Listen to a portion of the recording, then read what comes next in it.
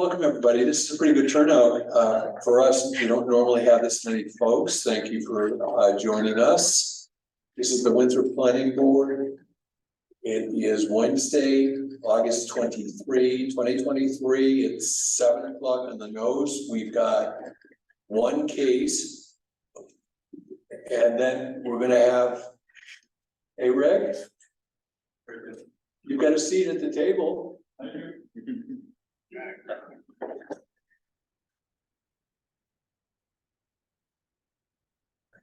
Followed by discussion, consideration of another chapter in the comprehensive plan update. We're going to start with case 2301. Consideration of a request from John and Gail, is it Vachon? Vachon. Thank you. For a conditional use permit for earth moving of more than 25 cubic yards in the general residential zone for the construction of a new garage on, well, it's Memorial Drive, obviously, map 37, lot 36. Give us a quick word on what you folks want to do, please. Did we see? I'm sorry, forget where North. We've never been to one of these before. So. Oh, we haven't either. Okay, there we go. We're all in this place. We just want to build a storage building, garage. I don't know. On our second lot, there's a right of way behind the CNP pole. Basically grass. Not a traffic way. We have the setbacks to do it. You guys approve it. We're gonna do the 24 by 24. And I don't agree though. We have to do that. There obviously is going to have to be a driveway to access the new building. How are you guys putting that in? so it's not gonna be a driveway, it's just gonna be the construction to get to it, because we're not gonna park in it. Okay, so it won't be a garage. No, Like a workshop / storage. Right, right. More than, Okay. yeah, it's not gonna be a yeah, so parking garage. they'll use, I'm gonna move my shed that's sitting Martin House. Clean my house and Bill's. Out of the way so they can access up through the construction. Okay, But there'll be no vehicles going up there to park. okay. So there's not going to be a driveway per se. No. Okay. Ed, you must have a question or three, sir.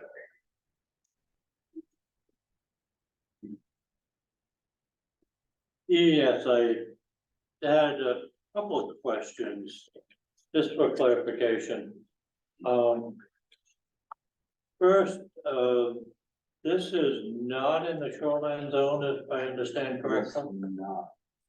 It's outside, so we're talking 250, 300 feet from the shore anyway. Oh, at least, yeah. Yeah, and this, right away, 30-foot right away, you said that's not really a paved road or anything of that. No, it's grass, I mean, we mow it. Okay, it's just more or less pedestrian right away, if anything. Pretty much, yeah, Yeah. exactly. But to construct this, you'll cross it, but you won't block it or interfere with it in any way. No, we'll cross it for just the width of it, but not the length of it. Yeah, right. And, the building itself, I might have had it in there and I missed it. Is that building gonna be constructed on, a box? You laying a concrete pad in or? 4-foot cross wall. Oh, yeah, okay, 4 foot, yeah. yeah, okay, full frost wall. Yeah. And constructed on that, and then concrete slab and, yeah, okay. So you'll be doing a fair amount of excavation back there. Yes, because it's wet over there. So we'll be doing some drainage, which we have good drainage there. Okay. All right. Okay, and as long as you're using proper erosion control, just even though you're not in the shoreline zone, we're still concerned with what goes into. Oh, absolutely.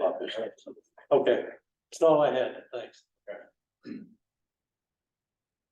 Let me go around the horn. Rick, any questions for the applicant? As you mentioned, it's wet. How do you intend to drain that?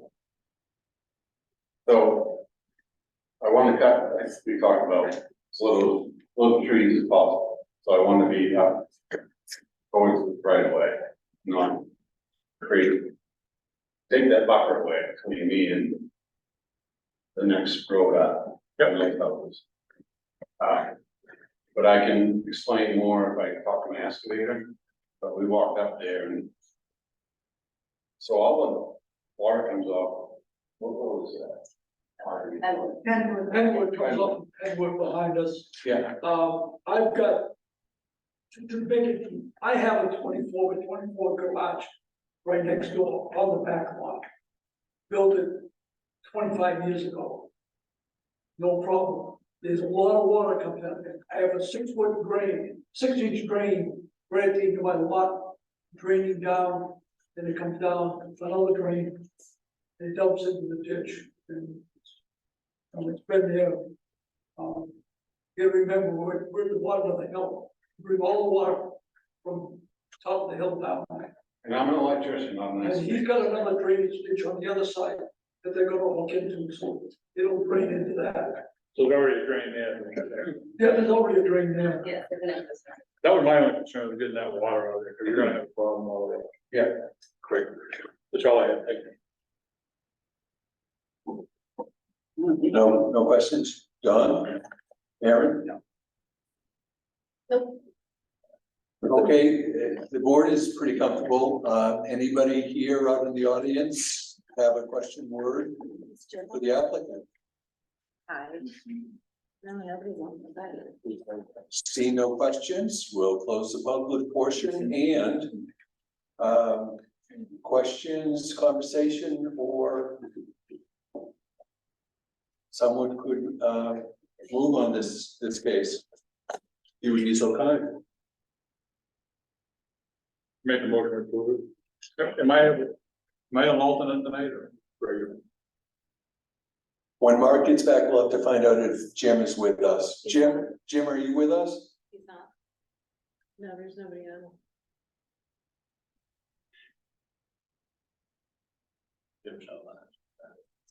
Congratulations, you're voting tonight, I make a sir. motion to approve. Do we have a second?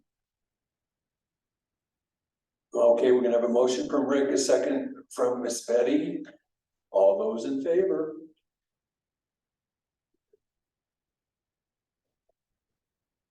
The pain is over. Now the work begins.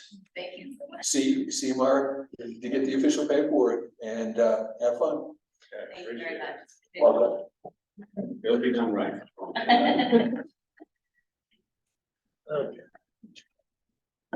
And you're allowed to return to your normal life if you so Okay, wish. thank you. We don't know the first. Okay, good. Oh, you stay if you like to.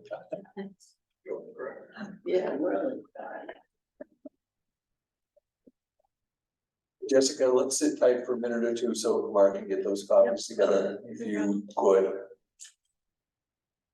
Thank you. There is sugar here, and given the size of the crowd, if anybody needs some sugar by way of M&Ms, please step forward.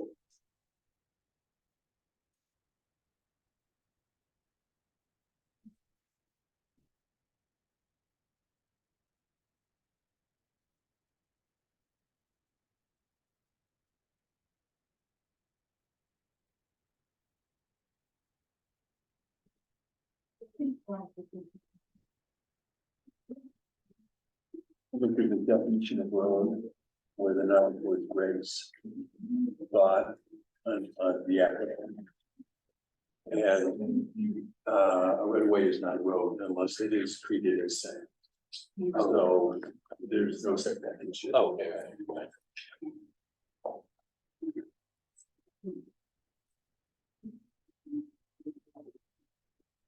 That doesn't. Yeah.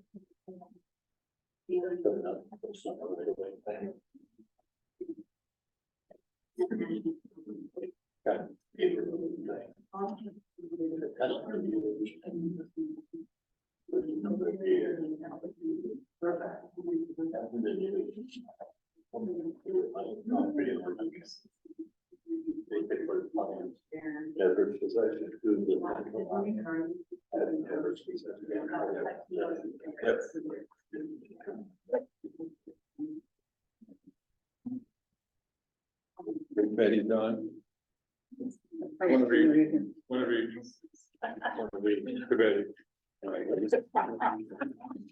We'll pass the menus now. Sounds like one of you cover everybody. You never know, this might be here for a while. Or you need. I do. I have a feeling. Okay, I can read you myself. Jessica, are you all set? You know, I would go to Lane if you don't mind. Lane? Yeah, thank you. Talk me into it.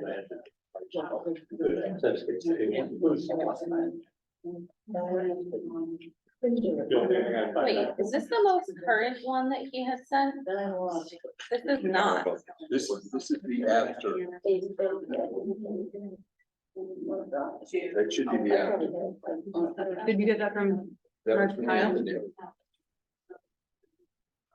That should be post discussion. I believe. We have this. Other ones, Marcia printed these The one that was the most recent one? existing menus. Oh, maybe this is the same one. Okay. What I read.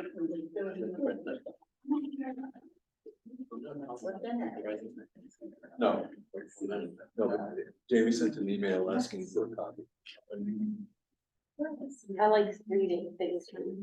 It's very non-millennial of me, but I like paper copies. Like they did.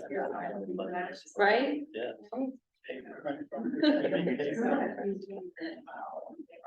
Well, it's a problem for me because I work in the house and my printer never works. Oh, It's always such a pain.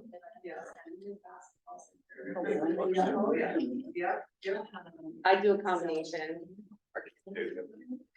You know what it is? Kindle Unlimited is such a cool thing. You pay $10 a month and you have like a million books that you can read for free. So it works out because I read a lot. But I do love paper books.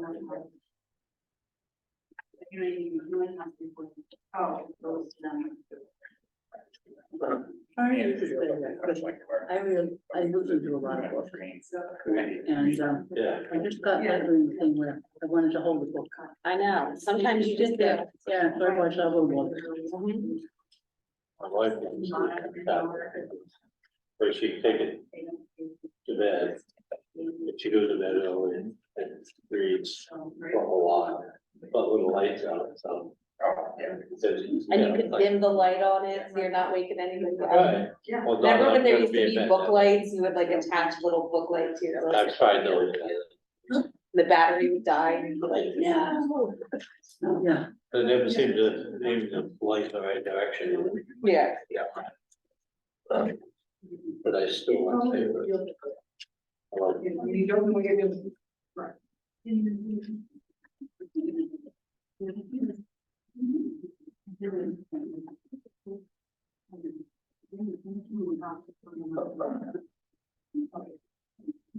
Wonder if Mark will resolve this really urgent. Yeah, so if there's two versions, what's the most recent? Well, no, there's two It's two iterations. separate things. Oh, So one's the chapter with the data and whatnot, and the other is, I sent them both. that's what I wanted to see, I think. Okay, well, we'll see if Mark, I sent them both, so yes, you did. probably will. No, just now, so they're at the top of his email. No, fingers, yeah.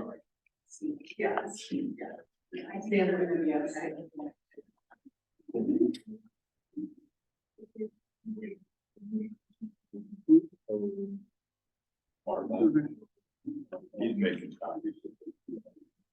Well, I was reading comments on that, I'm trying to go back and tag those comments to the second board minute. Yeah, they don't like, In the other one. That would have been covered.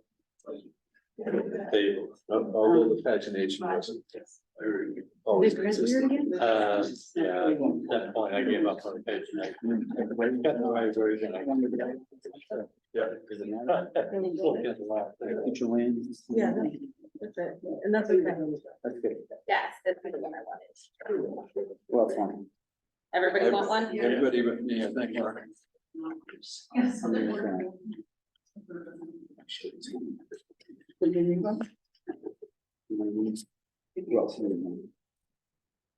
We're going over existing land use first. Another one? Oh, God. Yeah, well, I just want to show you, if you guys all read it, it should be good. Yeah, simple. Okay, everybody, we're sort of back in session now. Jessica, you have the floor. Hi, everybody. So I figured we'd start by going over. Oh. Okay. Thank you. Sorry about that. So I figured we'd start by going over the changes that I implemented from our discussions at the last meeting on the existing land use chapter, and we do have paper copies of those if. Anybody else need it?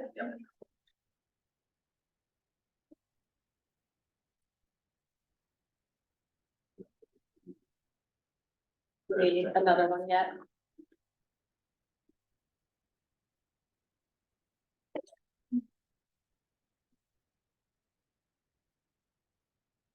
If we need another one.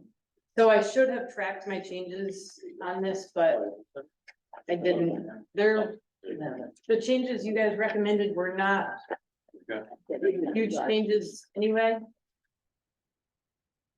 It looks like another one. One more shot, I got. You got one. You got one. I got one. Good. Right. Sorry. So if you look at page 4, under subdivision developments, this is where you all made me aware that the electricity had not been run to those 2 subdivisions, and I added wording in there basically saying that, and that it was in the works for them to have electricity run to them.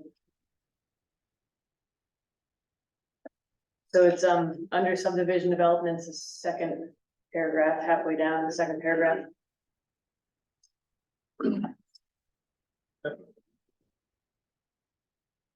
So if everybody's good with that one. If you look on the following page, on page 5, the 3rd paragraph down, under industrial and commercial development.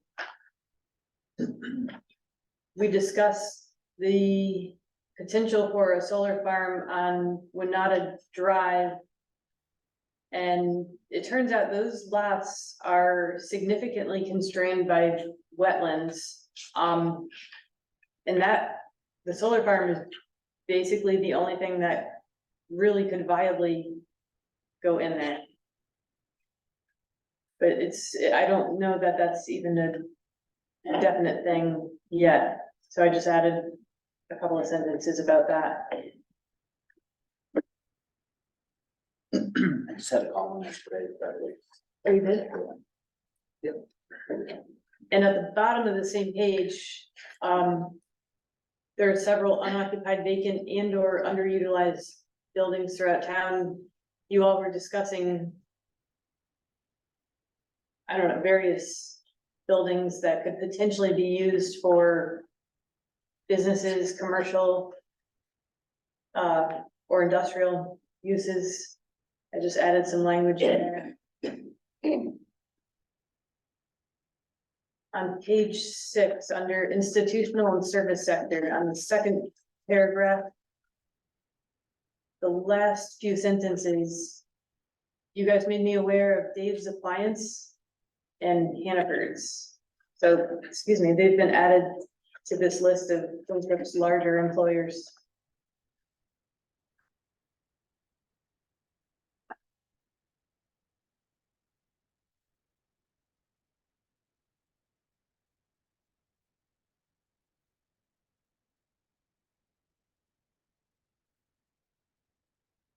think the next change is not until page 13.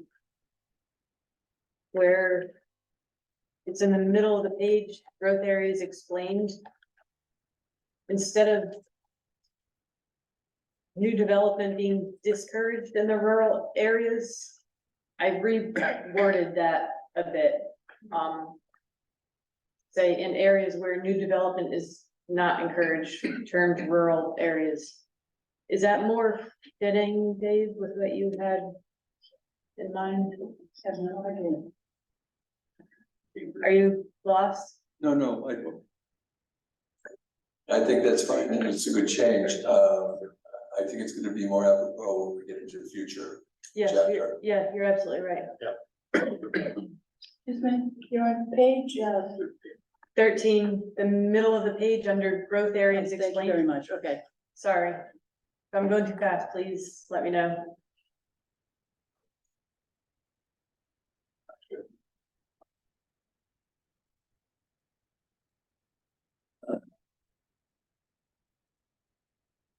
You don't hear any squawking? Keep going. You got it. Page 16, third paragraph. New commercial industrial development in Windsor for the past 10 years has been minimal. I don't remember what that change was, actually.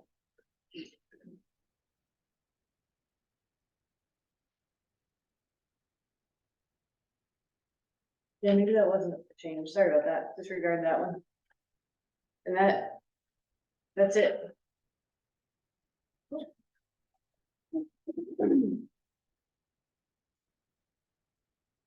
Any questions or thoughts? Good? It's, This one, this guy, the existing that you're talking about. Yes. Yeah. Yep, that's what we went over at the last meeting. I wasn't here. I didn't think you were, okay. And this is already incorporated with it, no? Is that the future, That's the Lenny? future. No, that's what we're going over tonight. okay.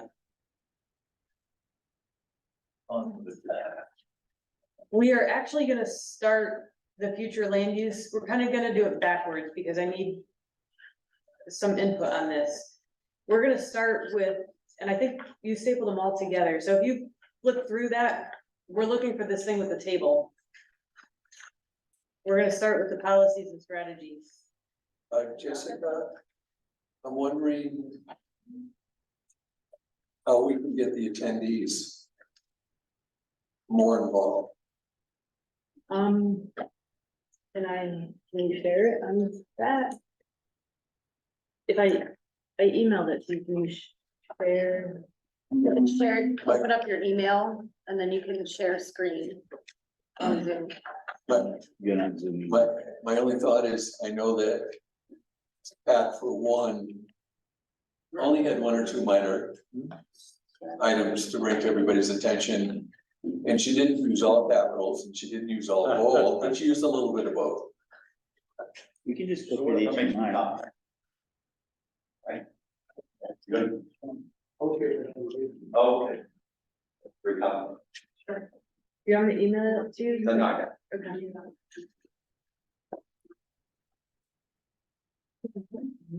Because alternatively, we'll make Jessica read the whole thing, and then we'll be here until midnight, and that's how. I think he's printing that stuff. Okay.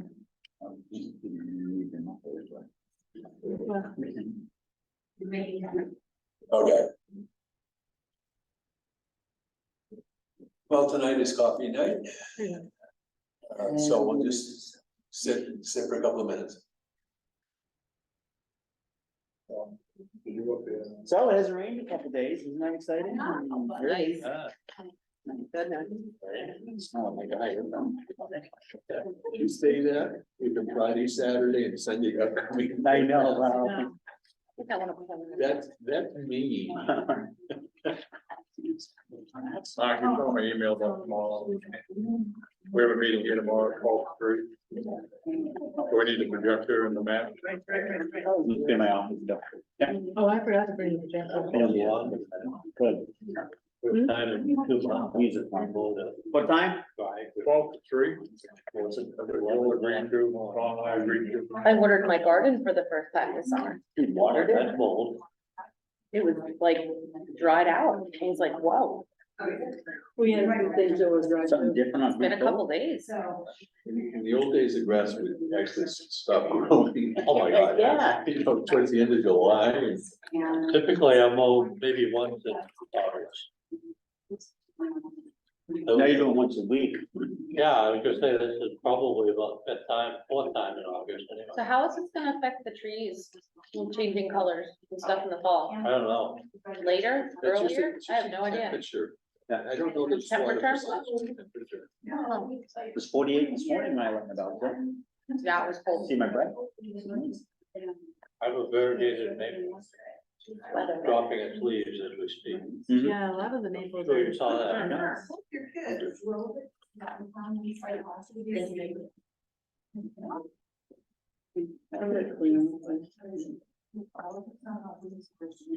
Thank you, sir. Thank you.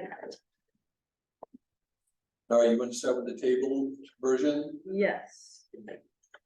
Sure. So I will backfill on if Winthrop needs to expand the growth area or not in the future, that red sentence in the middle of the paragraph in the middle of the table. So all of these in black under the policies, strategies, these items are required by the state. The language can be tweaked a little, but the gist of them really can't. So I think the focus really should be on, like, if you turn, oh, I don't have page numbers on here. Anything that's in green or red, those are newer policies or strategies that are up for discussion. But what I really need your input on at the very back of this is stuff that's all in red, and that's stuff from the 2010 comprehensive plan. And what I need to know is if these things are still viable policies and strategies, if they've been done partially, if they need to be added to this, reworded, what have you. Doing them one at a time. The first one I see is combining the existing general limited residential. We can get a big checkbook on that one. Okay, That may be it. I have no idea where you are right now. at the very back of the policies and strategies. Over there, okay.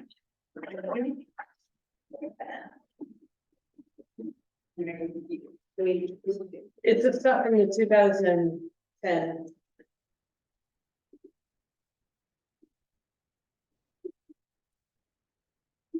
Well, the second item I see starts to talk about extending sewer. And that shows up in a few different places. First of all, I think there has been no extension of sewer, to the best of my knowledge. Secondly, I think the utility district absolutely will not do it progressively because of expense. They don't have it. So Would it be viable if it was work to find public or private funding to extend it, or is that not even a possibility? Well, the only extension I know is the Sproul project and that's private funded. that's prospective though, at this point, because we have to make a little bit of a lane change in order for that to even be viable for him. As far as I know, it's never happened. I know that Dan Wells, who's sort of our main contact person, has let us know that they're just gonna struggle to maintain the current system. And they got some grants, was it last year, Mark, in order to start working on pump replacement? Because there are portions, and I think a bunch of them are on Memorial Drive, as a matter of fact. Big one's down behind the medical center. So the utility district itself, I think, has no plans to do that. Now, if it's private, there is a project potentially that would be, a cluster development sort of behind the CVS. I'm sorry, behind the Cumberland Farms, plaza. And there's sewer on what road, Mark? It goes, Main Street is, it might just scoot up Metcalf just a little bit. I think, no, but I think Metcalf has some sewer in it in the beginning. Pat saying no? All right, so he'd have to get it to Main Street? Right, that was his intention, was completely. Okay. So it's a no-go, basically, at this current time. The person that is wanting us to get off our buns and figure out a way to make it happen is a plumber construction person, so he's uniquely positioned in order to even think about doing something like that, because it won't be 100% out of pocket, Right, okay. as it would be for a general developer. Pat, unless you disagree, the prospects of extension of sewer is slim or less? Slim, very Okay, slim. I think. Man, this is what I like. I think with the planner coming in, I'll have to turn it on.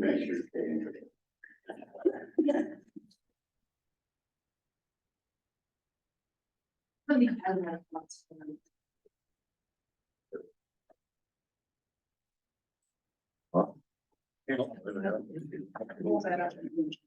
You're gonna sing, Anthony, or? I think in a perfect world, with the new planner that's coming in, it'd be really great if the planner could work with, in conjunction with the utility district to get some sort of grants to expand sewer lines. That's my hope for a perfect world. I think that extending sewer lines at $1 million a mile is beyond what the scope of what it can handle, maybe I'm naive. So I don't see them expanding without some sort of grants, and I don't see that Dan Wells has the time or the ability, maybe that's too much. I don't see that he has the time to write those grants, so I'm hoping with the planner, we can work towards that end to get that expanded, but on a side note, you mentioned, I don't know if this is relevant, but when I did talk to Dan about the existing sewer lines, he said all the sewer lines that we have can handle more capacity. Just for the record. yeah, you gotta get from point A to point B. The existing, if we expanded, right, say you're on Greenwood and we reduced lot size and added a lot there, they have the capacity. If we went further down Memorial Drive on the existing line, it does have the capacity to handle more septic. Okay, and that's important, you're right, but I think the former comp plan and what I've seen in some of the information that's put into the potential future, it suggests that that is more doable than I think reality is showing us in the last, 12, 13 years. I 100% agree, and I think that's been overstated in past comp plans. Yeah, okay. Would it be worthwhile to put something in there, like investigate the possibility of finding or looking for grants to potentially extend sewer lines? Well, I think Anthony was gonna weigh in. Oh,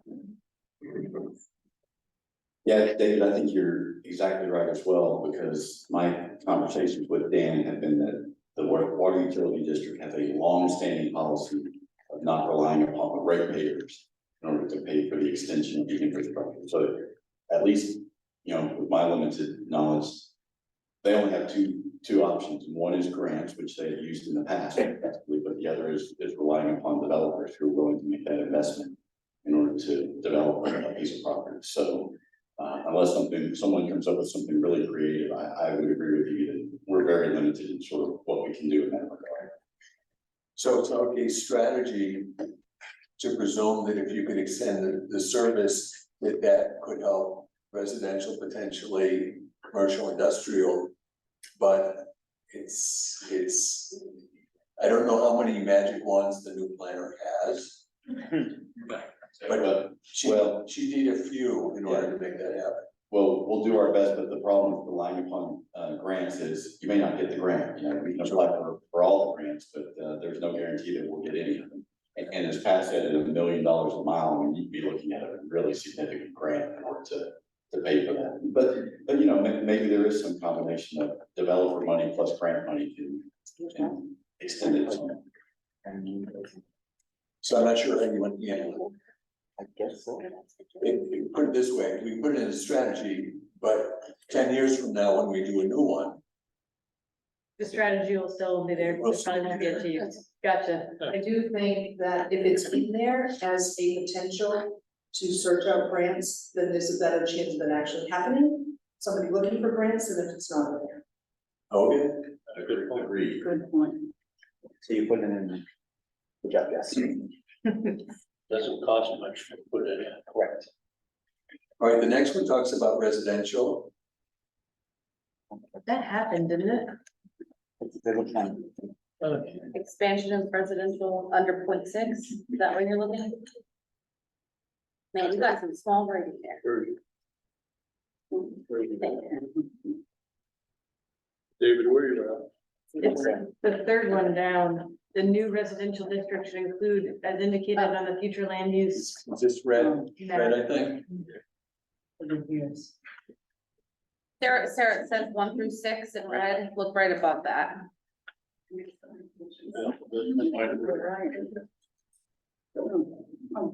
Let me ask a dumb question. When I read the other chapters, that suggested that we already have more residences than are needed. Is that incorrect? I got So we met with Steve McDermott today, and that does not seem to be the case. So I need to rework that chapter a little. No, that's inaccurate. In there, it was saying there were 6 or 7 not utilized at all residences. Is that not correct? I don't know the exact number, but there is a housing shortage, and it depends on what projected population increase, projected population you're going with, and that's another issue, is that those projections are not reliable. So I thought I read we would need maybe 100 in the course of the comp plan, period, like 10 a year, no? it depends on, well, part of the issue is the changing household size. It has been decreasing, it's sort of plateaued, but it's hard to determine where it's going. And you have an aging population, so you need the right type of housing for the aging population. Okay, we've got 25 lots out in Sturdivant Hill Road. Pat, have you sold all those yet? Is it 25? I thought it was 9 and 11. I thought it was 15 and 11, but that's okay. We've got 24. We have roughly 24 lots that half of that has been an approved subdivision for over a year, I think. And we approved a second one on the other side of the street. This is the one that needs the electricity. Okay. But among the needs for residential development, I think electrification is the easy one, Probably, you know, compared Yeah, to building but, costs. I mean, getting a well in and getting a septic system in, Right. obviously is gonna cost something no matter. Mark, tell me if I'm wrong, but I think we've got lots that are sort of available, but they're untapped so far. Yes, Yeah, that subdivision is the 21 between the two of them. And as far as I know, I have, an application from Mr. Joe for, I'm gonna guess a spec house for one of the lots in his, newly developed subdivision. And on the other side, I don't have anything at this point. we agreed to a 5-lot subdivision. About a year ago. Is that move forward? I don't believe anything's been sold on that, and I believe he's sold it.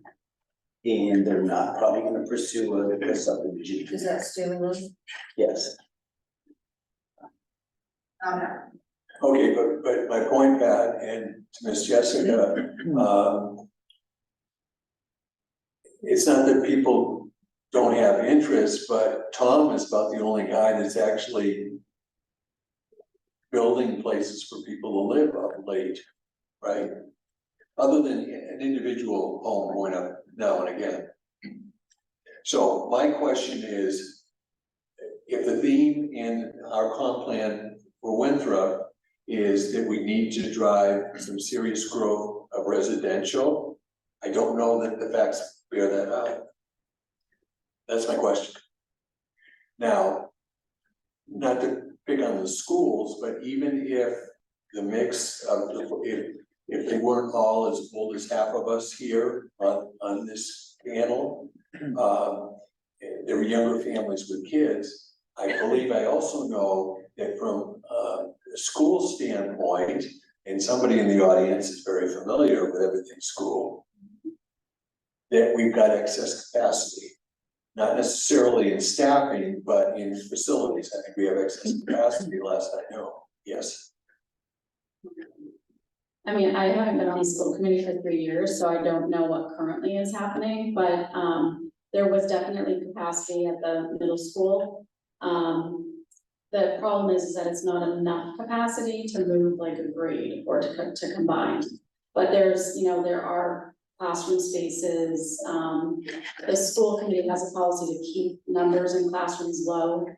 So, you know, making bigger class size is not going to be a viable solution in order to create more space. I don't think that's just not the trend of education in these days. But the going back to the housing thing, this is just my perspective, but as a person who is a very recent empty nester, is that families are looking to move into Winthrop, and they do in the elementary school level. Our elementary school numbers have always been solid. But when they get to the middle school, they tend to, for various reasons, and it's not necessarily that the middle school and high school are bad schools, but there are a lot of places for alternate learners in the area that once you get to that age, you don't feel like you necessarily fit in. Winthrop is a very sports-centric town, and if that's not who you are, then a lot of those students do choose to go somewhere else. The Maine Arts Academy is a huge location where a lot of our students go to, and then we have a handful of Kents Hill every year. Oh yes, and then St. John's as well. So, but I'm thinking for housing is that starter homes, families move in, elementary level starter home. But then if you want to move into a bigger home, sometimes you can't find that in Winthrop. And I think that that's the point that the comp plan committee was trying to make, was that we need more housing for empty nesters, for the aging population, so that they'll sell their homes, but still be able to stay in town. Because that's the issue. So I don't think that necessarily building developments is going to solve the problem right away, because we're still going to have all of these larger homes. And of course, Pat knows the trends, but I'm just saying from, you know, my perspective is that I have this home that I'm in by myself. And if I wanted to move to a smaller home that I don't have to do a ton of work to, that doesn't exist in Winthrop right now. And then as far as our multiple listing service, we have a 2.5-year backlog of inventory of homes. So you can say, yes, we have these lots and people aren't building on them. Building costs are exorbitantly high, and not your average citizen can build a 2,000 square foot house for 350,000. It just is not feasible for those people. So we do have this backlog where when we have any affordably priced house come on the market, we're getting 5 to 10 offers still. It's been since COVID. And so that would argue that we don't have enough houses. And our main multiple listing is saying 2.5-year backlog. Even interest rates have not shifted the demand for housing. And it's mostly because we don't have right size housing for people. Can I ask, how do you fix that in this town? What would be Well, the Barry Kroll program or approach actually probably would be a good solution for because that. that's the senior citizen. Oh, That would be at the, But that form, I think, of housing. So what about a 4th floor on our downtown mill complex for our aging population to live in, thus freeing up some houses in this town? I think it's fair to say that that being vacant is probably not one of the better situations in this town. I think if that gets opened up to some housing for our aging population, they might sell houses in this town, give them opportunity for what? So, Well, workforce, yeah, I mean, this is a bedroom town, people don't work much in this town, they go someplace else, so it's really a bedroom town. So when I was part of the comp plan committee, we met with Mr. Greenleaf at the mill and Mr. Carrier. And we talked about, I have the plans for the mill, and we met and we talked about how to make this housing. It was agreed that when we talked to Biddeford and Lewiston, that when you do this housing, you don't do solely in a mill situation, senior citizen housing, you do mixed use. So you would get the single guy who's pumping gas, so he has a place to stay. We've got the teacher on a very fixed salary, she has a place to stay. That is a great place, I agree, Mark. The dollars, again, we need that planner with her wand, to do that. But I do think we have to focus on encouraging the mill, and that would open up housing. We need smaller houses for starters and seniors. That's what we're lacking, and I don't think Tom's subdivision, with the price point that's gonna be attached and some of the restrictions attached, is gonna solve it. I don't know, Barry should be. No, on Sturtevant Hill Road, I mean, is that what it is? yeah. Yeah, Sturtevant Hill Road, Yeah. we've got the 2 new subdivisions. When you're putting up an 1,800 to 2,000 to 2,400 square foot house, that's maybe not gonna solve our single story. Understood. So you're talking mixed size apartments or as such in the middle, like 1 bedroom and 2 bedroom And efficiency. and efficiency. So I've been proposed, or it's been proposed to me, the subway building to have 4 1-bedroom units on each floor recently, like this is probably going to happen. They have gone to, or going to fire marshal's office for their review, but I mean, that's a big thing. We're looking at the off-street parking. I think they have the property as long as they go end to end, because they need so many parking spots per unit, but the 1 bedrooms, they could be 12 of them if they do it right. That's a big deal. Yeah. So could we come to us, or you guys? Yeah, no, so So maybe this needs to be reworded a bit, is what it sounds like. What are your thoughts? it's almost an absence of the ideal form of housing. That's the opportunity as opposed to housing per se, Right size house, right? that's what we keep using. And then the other question is, that wonderful program the state is blessing us with, to what extent that, can help or potentially could help. I think that remains to be seen, but yeah. It has potential to help with making accessory dwelling units as of right, accessory apartments as of right. It has potential to solve, or at least partially solve this problem. I see that as more viable in the middle term than expecting someone to do a major rehab. But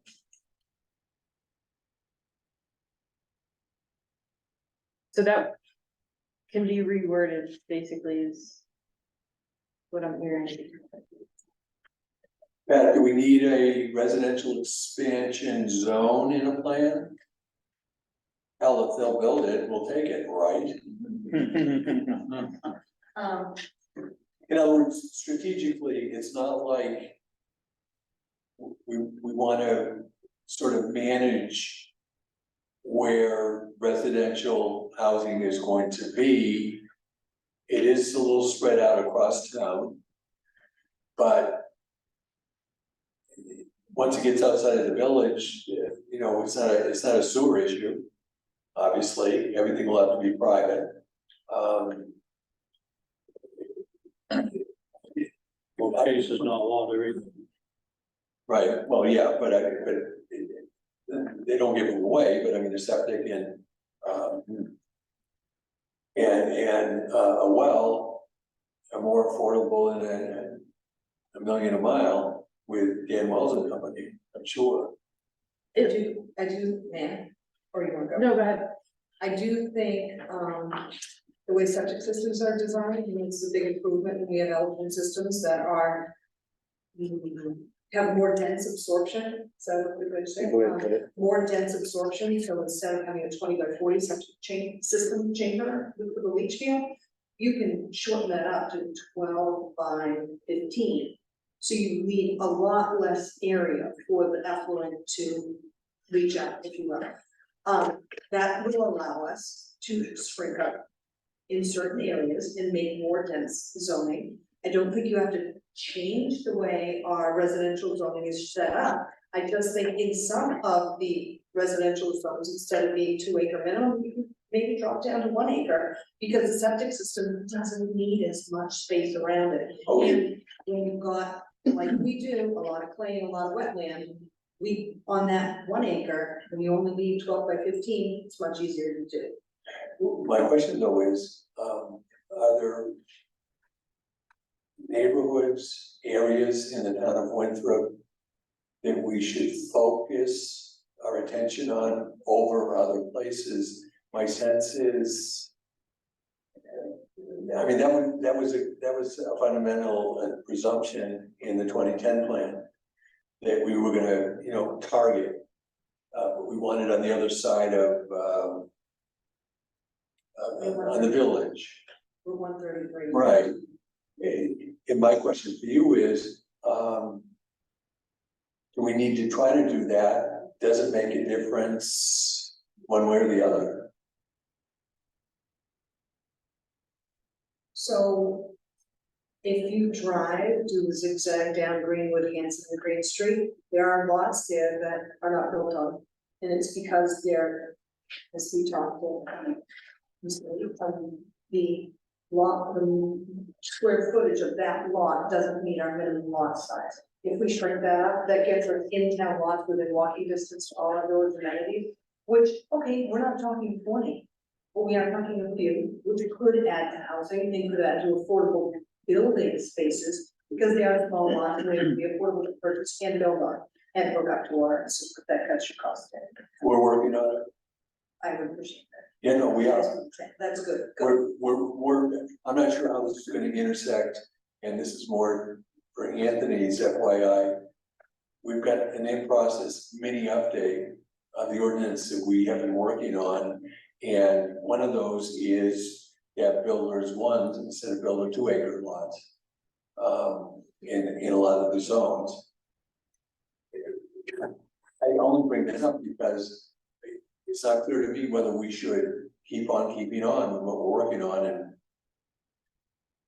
group, I don't know how close we are, month? Month-ish? Month-ish. And so we're probably 4 to 6 weeks away from having something to look at, to agree to, and forward to council, because council gets to vote. Both times, through the planning board and through the council, because the council has to do, if it's an amendment, they have to mean an ordinance, they have to do 2 readings on it. And planning board will do at least a couple, and I'm sure Anthony is good at promoting that kind of stuff, so we'll probably have more informationals than. But so I want to make sure we're not butting heads with COM. Yes, so, and I would suggest, help us on the way, because on September 11th, our new planner, which Ed was involved in the interviewing process, as was Mark with that, arrives. And so what I would say is, let her help you get that ordinance into its final shape for your consideration and then for review by the council. When is the comp plan update going to be delivered to the council? Well, Jessica and I talked about this earlier, and correct me if I'm wrong, Jessica, but we anticipate finishing this within the month. Because what we're trying to do is make sure that this gets to the voters in the November election, which is November 7th.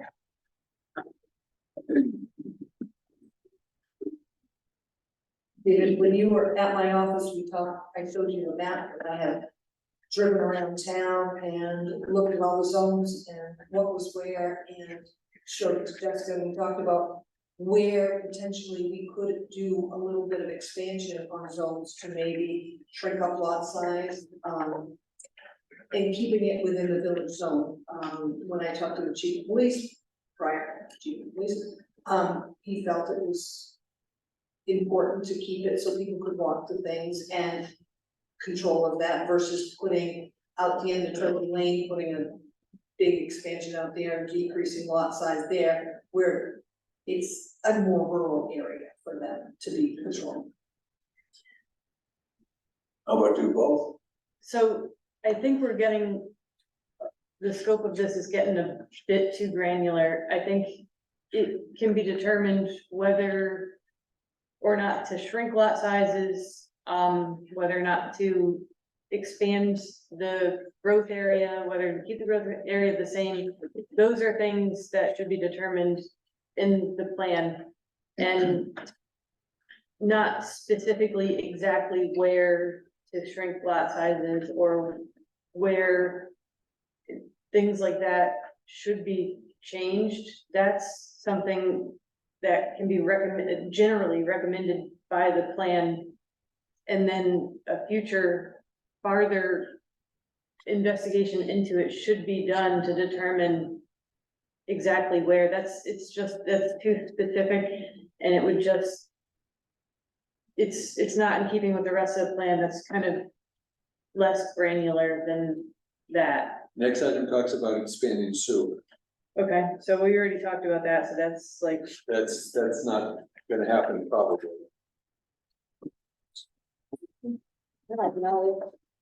There we go. so You guys jump in, by the way, you're allowed. What? No, I just want to make sure everybody speaks up. Yeah, I mean, we're talking about these lot sizes, I'm just looking at one that was just put on Birch Street. Half acre lot, put in an elevation system for a 3-bedroom, and basically it's a little postage size piece of that property that put in it's a 3-bedroom elevation system, so you don't need a huge amount of land, to put in these systems, so options if we do decide to make them down and get a little more, options that way.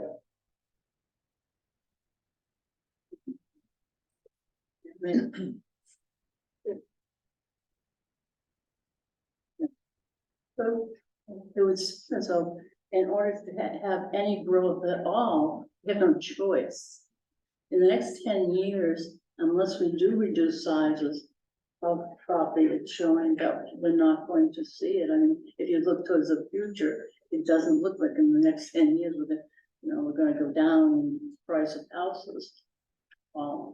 So what choice do we have if we want to increase the population? I don't think we do that much.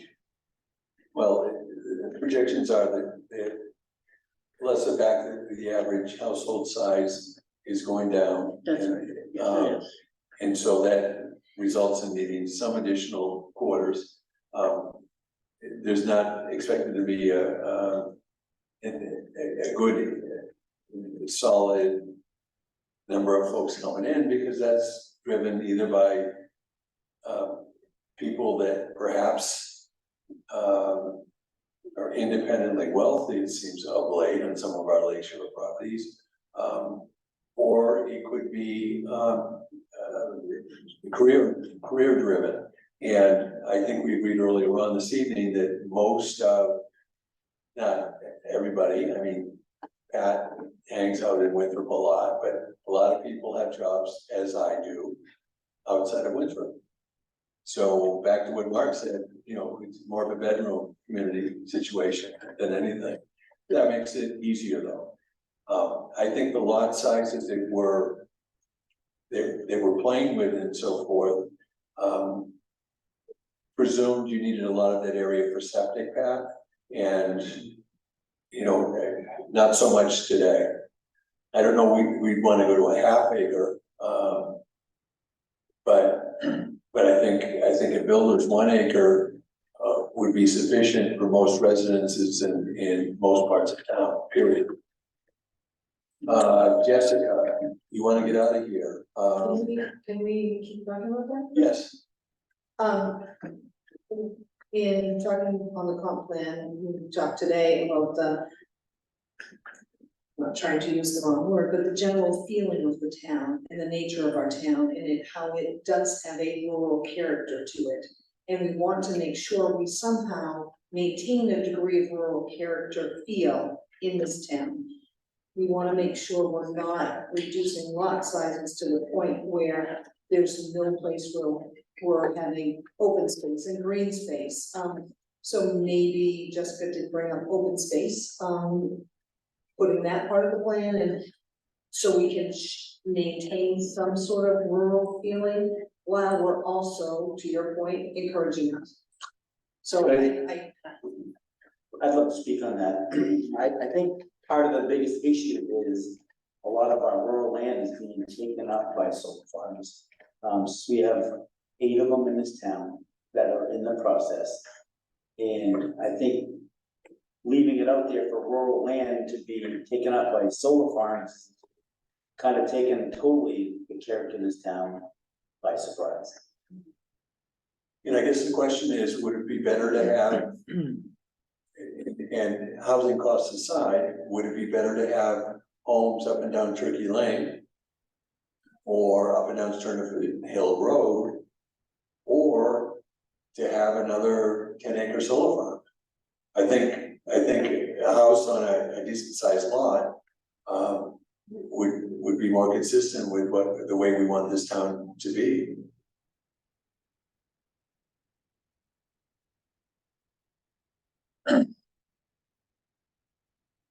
Can you sell those, can I say what? can you sell those what do you call moderately priced houses? If we can, it'll be so far. Yep. It's not enough, If you can find one. There's not enough of them. not enough. So that, Anything under 275 is not enough. And that is considered moderate price. That's So- not enough.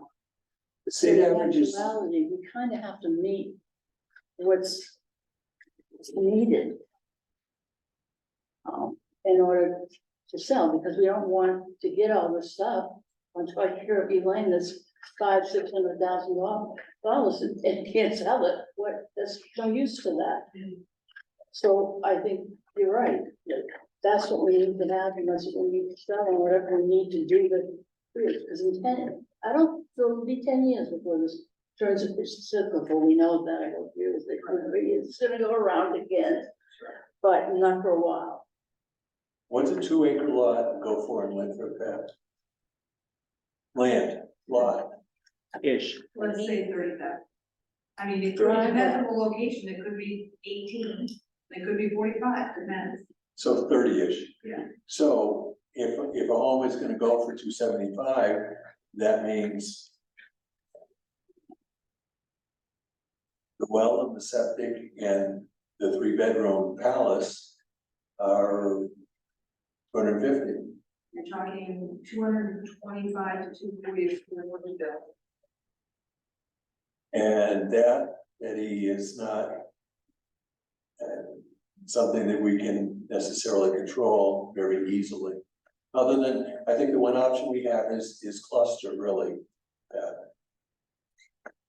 I mean, you're looking at your acre, 2 acre lot, septic well, I mean, you're looking at 70 grand there before you even build a house. Right. That's a lot of money.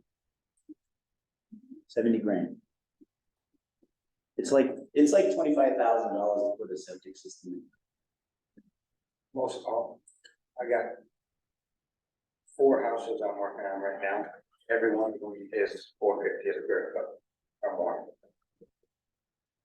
Just for the building. Did you have something to add? Chuck. Oh, I do. I always do. I've been quiet. So I think that I like that the comp plan is talking about preserving the rural area. I think that's super important, and I haven't heard that enough, and I think it's great. 2 acre minimum, as the board knows, I'm against lowering that, just because I want to keep the feel of the rural community. I think it's really important, and I love the idea of maybe, I mentioned it before, looking at some of our zones and making them, closer to town. Maybe making the switch and rezoning those areas where it makes more sense. And I know that people don't like to rezone and you worry about spot zoning and stuff, but I think if we look at it with the comp plan and say, this is where we need to build, we're able to do this without hurting the rural community and making it easier for emergency services in town, everything's accessible. And that's what people are gonna look for a lot of the times anyway, if they're coming as a starter home, they wanna be closer to town, the doctor's offices, the schools, that sort of thing. So I think that is definitely the way to look at it. And maybe cut down little pieces of the rural surrounding the residential and village area and maybe change that so that we can keep it more consistent. You basically stole what I was going to say. Yeah, it's essential to not reduce lot sizes unilaterally throughout town. It's essential to preserve the rural areas, natural resources, shoreland areas, even further than just by state requirements. And yes, to have more housing closer to amenities and town services will reduce tax costs, everything.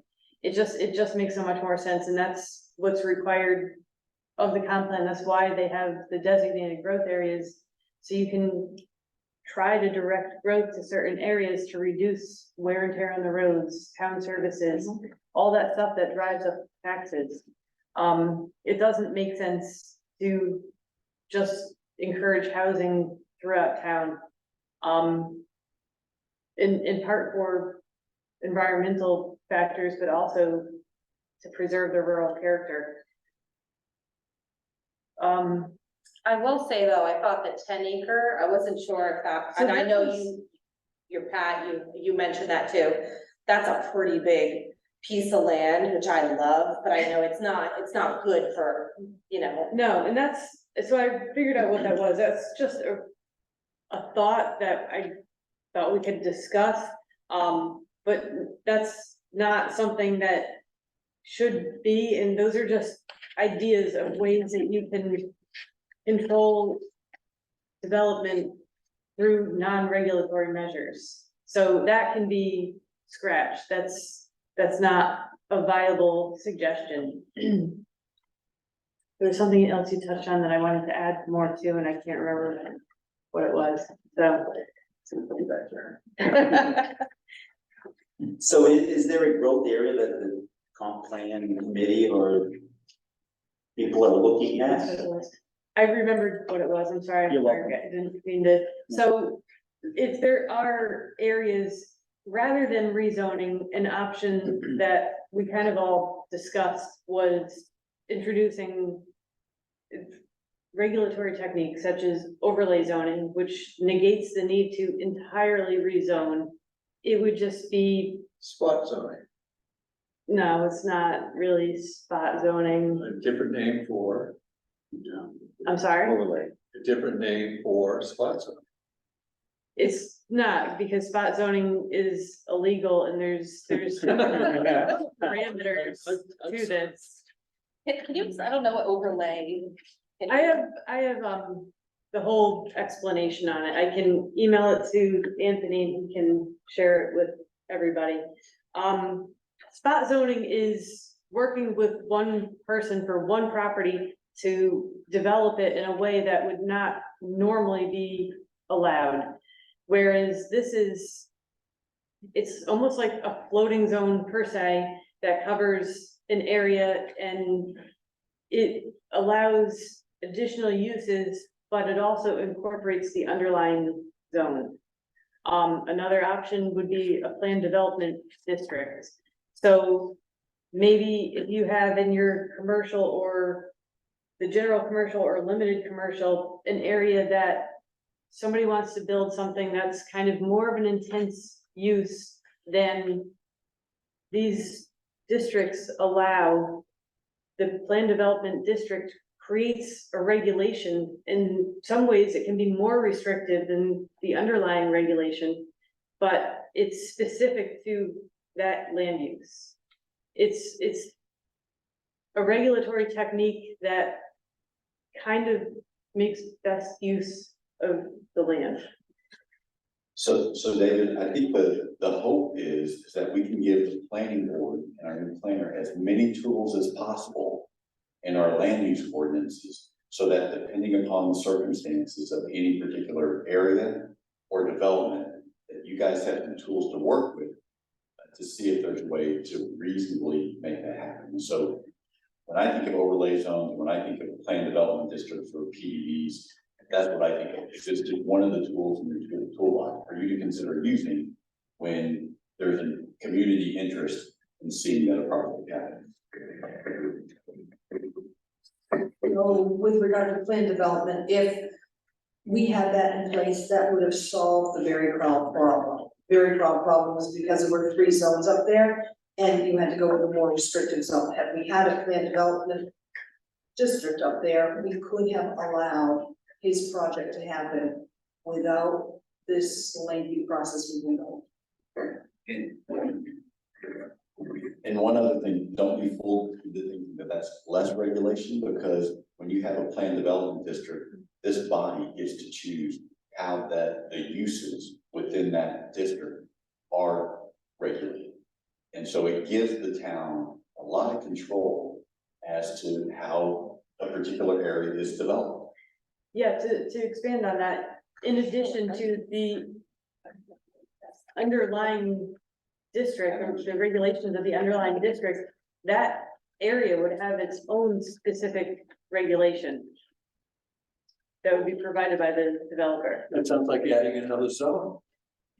It's a floating zone that's basically on top of the underlying zone. In some ways, David, I guess you're right, but it could be more restrictive even than whatever the underlying zone is. Other than the infamous Berry project, Pat, what is in the current ordinance has gotten in the way of a development, residential or commercial? I don't think we're that restrictive right now, so But one way to think about it, David, is a planned development district. You could also incorporate, I think Jessica just mentioned, some mixed uses in that zone. So let's say that you have a housing development and someone wants to put like a small convenience store or something there where people can walk to and shop or clean or whatever. So it could be a mix of commercial and residential, but commercial that's not so intensive that it intrudes on the residential. I'd have to look at our current ordinance specifically, but I think especially within rural, I think that's probably allowed already. But is it allowed in your residential zones? At this point, I think just home-based Right. activity And so- primarily is what's allowed. Right, and so again, depending upon the development, you may want to have some mixed uses to serve a new housing. It's just a tool in your toolbox to consider. And this isn't a decision that has to be made right here, right now, tonight. This is something that could be, it would be a strategy in here, explore the possibility of enacting planned development districts or overlay zoning. It's not something that, and to Anthony's point, it really adds more control for the planning board. I'm not worried about control, I'm just trying to figure out whether it's a solution to something that we've run into in town over the course of the last 2, 5, 10 years. And it may not be, but it might be a solution to something you encounter in the next 10 years. Oh, sure. And let's keep in mind what the plan is. It's a plan. It's not an ordinance, it's not a Correct. regulation. Yeah, It is chock full of recommendations of things that the town should consider doing, but it does not have the force of law. So what we're really looking for is direction from the community as to, the things that we should be perhaps either considering or working toward. Isn't there a vacant piece of land on the end of Greenwood Park? Doesn't that feel it's something that potentially could be? But and to get back to Jessica's point earlier, I don't think we should be thinking about specific spots in town. I think we should be thinking of ideas that like Jamie said, we need a mix of different minimum lot sizes depending upon the zone, the area of town, or the potential uses in order to both meet what will be a housing need moving into the future and to ensure that the town maintains its rural characteristics. So we're not looking to reverse engineer the plan, thinking, oh, well, if we want to do something here, then we need this in the plan. No, we need to think at a high level about what it is we want with the community as a whole, as opposed to any particular project or spot. Right, my point to that question that I asked Pat was, we're talking about a tool in the toolbox to very Powell project. The same kind of project could come down for that lot. And if you have that overlay in, you can, I don't want to say slam dunk it, but it's not gonna be a process of 3 years to get to it. So, I mean, in the fire service, we use tool in the toolbox all the time, so it's not something you have to do, it's something that can be done. So I think an overlay is kind of not a slam dunk, but it's a good answer to some problems. It can allow you, without changing the minimum lot size, to create more dense housing in the area. Period. So you don't need to say, in the rural zone, right now, it's 2 acres with 200 feet of frontage. It doesn't mean you can't do a cluster subdivision there. It doesn't mean you can't do a PDD there and come up with more dense housing. You have the choice to either accept it based on how they present it or not. But it allows them to get more dense housing without changing, doing any spot zoning change. And I think Dawn will be up on that one, she probably is well aware of that, so. That's another tool in our toolbox that we're gonna use. Dawn is our, you might have Dawn MC. She's the one with 1,200 magic wands. Poor girl. But only one matter, so. so I think we were at the. Wishful thinking, Mark. The question that combine the existing general and commercial, general commercial and limited commercial districts into a single commercial district, that didn't happen, right? No, it's no longer that happened. And it won't happen, because of public water concerns, considerations. Okay, So the limited commercial is actually in a specific spot we're talking about. It's basically the top of Main Street to the top of where our DR truck / Cabrera food service in that valley. It's kind of it's in the watershed and I know the water district does not want, or obviously watershed does not want that changed okay, to let general commercial run in there. We tried, but we were talked out of it. okay, no big deal. What about change the zoning of the commercial district to include high density residential as permitted, conditional use? This is from the old plan. Include performance standards to minimize conflicts between commercial and residential uses within the district. My question to Mark is that allowed already? It's limited in the general commercial zone. So it has been implemented. There's some, There's some wording in it, I don't have it in front of me, so I'm not 100% sure, but if you look in general residential, it is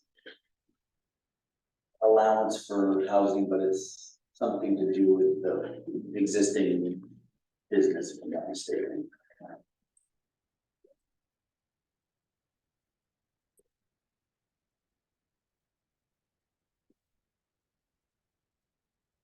Single, two, and multi are allowed. Single and, nothing compatible with our land,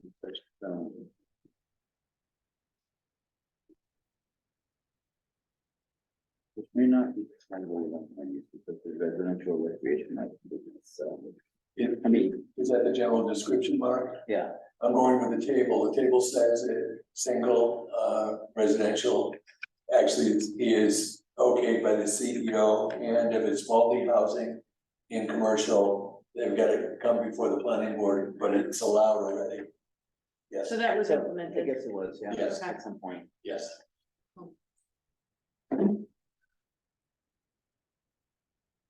This is the exciting stuff. Wherever land shifts from lower density to higher density permitted uses, there's a legitimate concern over the impacts of the neighborhood on property values. These concerns should be addressed through a review and improvement of development standards and zoning and subdivision ordinances for better neighborhood protection. That is, Where are you? yeah, I don't know what that means either. Where are you? It's the last one, Next page up top. right, What we were just on. right above general recommendations. So I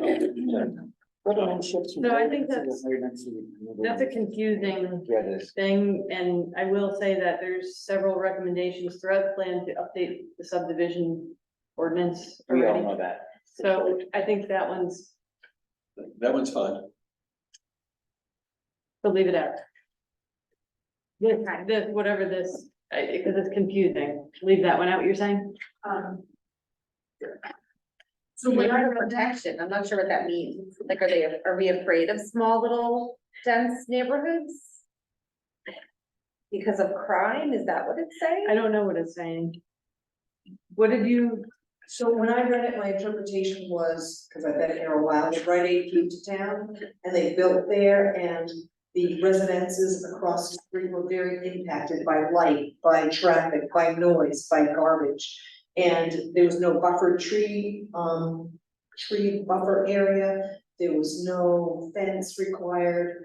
Lighting didn't have to be pointed at the business, it could just be pointed anywhere. Same thing, when you have a solar farm go up, I think there needs to be a buffered area to visually protect the residences, so that's where I went immediately, was to that Rite Aid fiasco when that happened. so that could be mitigated through a site plan review ordinance, which I recommended in one of these, that would work for all of those, the buffering, light pollution, that sort of thing. If that's what this is saying, are you guys good with a suggestion for a site plan review ordinance? Well, with solar specifically, the ordinance does call for the buffers and so forth, so that use is probably covered. For like large scale commercial developments, like buffering by trees or that sort of, That's fine. We're all hoping the phone will ring tomorrow and Mark will be told by a big commercial entity that they're coming to Winthrop. What do we have to do to make it happen? But no, that's fine. okay. That's fine. That's what they do in cities, isn't it? Well, I think we do that a lot, like They put looking those at an things up to individual one, avoid- but having it as an overall thing is not a bad idea. when Duncan was doing their redesign of the former Bank of America, part of that review included lighting and sound, both, yeah, and hours of operation to try not to make it too intrusive Right. to the housing. So, yeah, it's fine to stay in there, I would say. General recommendations, maintain Winthrop's community vision, chapter 2, when developing specific strategies to encourage or discourage development. It doesn't make sense to maintain the old community vision. And I believe based on conversations today that the vision's gonna be wordsmith a bit. So I think this kind of, number 1 is kind of null and void, if you guys are good with that. Okay.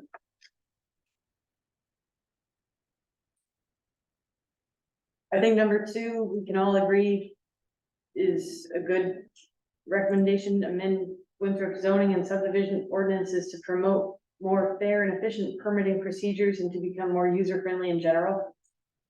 Is this a problem, Pat? Sorry. I mean, Mark's right here, we can pick on him. You too tough. I'm interested in that. I'm interested in that comment, other than the subdivision, I totally get it, but I think now that Mark has help, it's gonna be much more efficient. I think. That means we'll be complete, right, Anthony?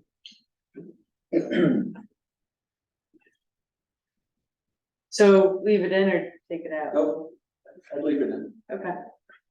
Amend zoning and subdivision ordinances to incorporate current definitions, technology standards for better quality and more cost-effective development. I think that was kind of undeniably good to leave in. I can't hold it in my hands, but sure, leave it. Okay.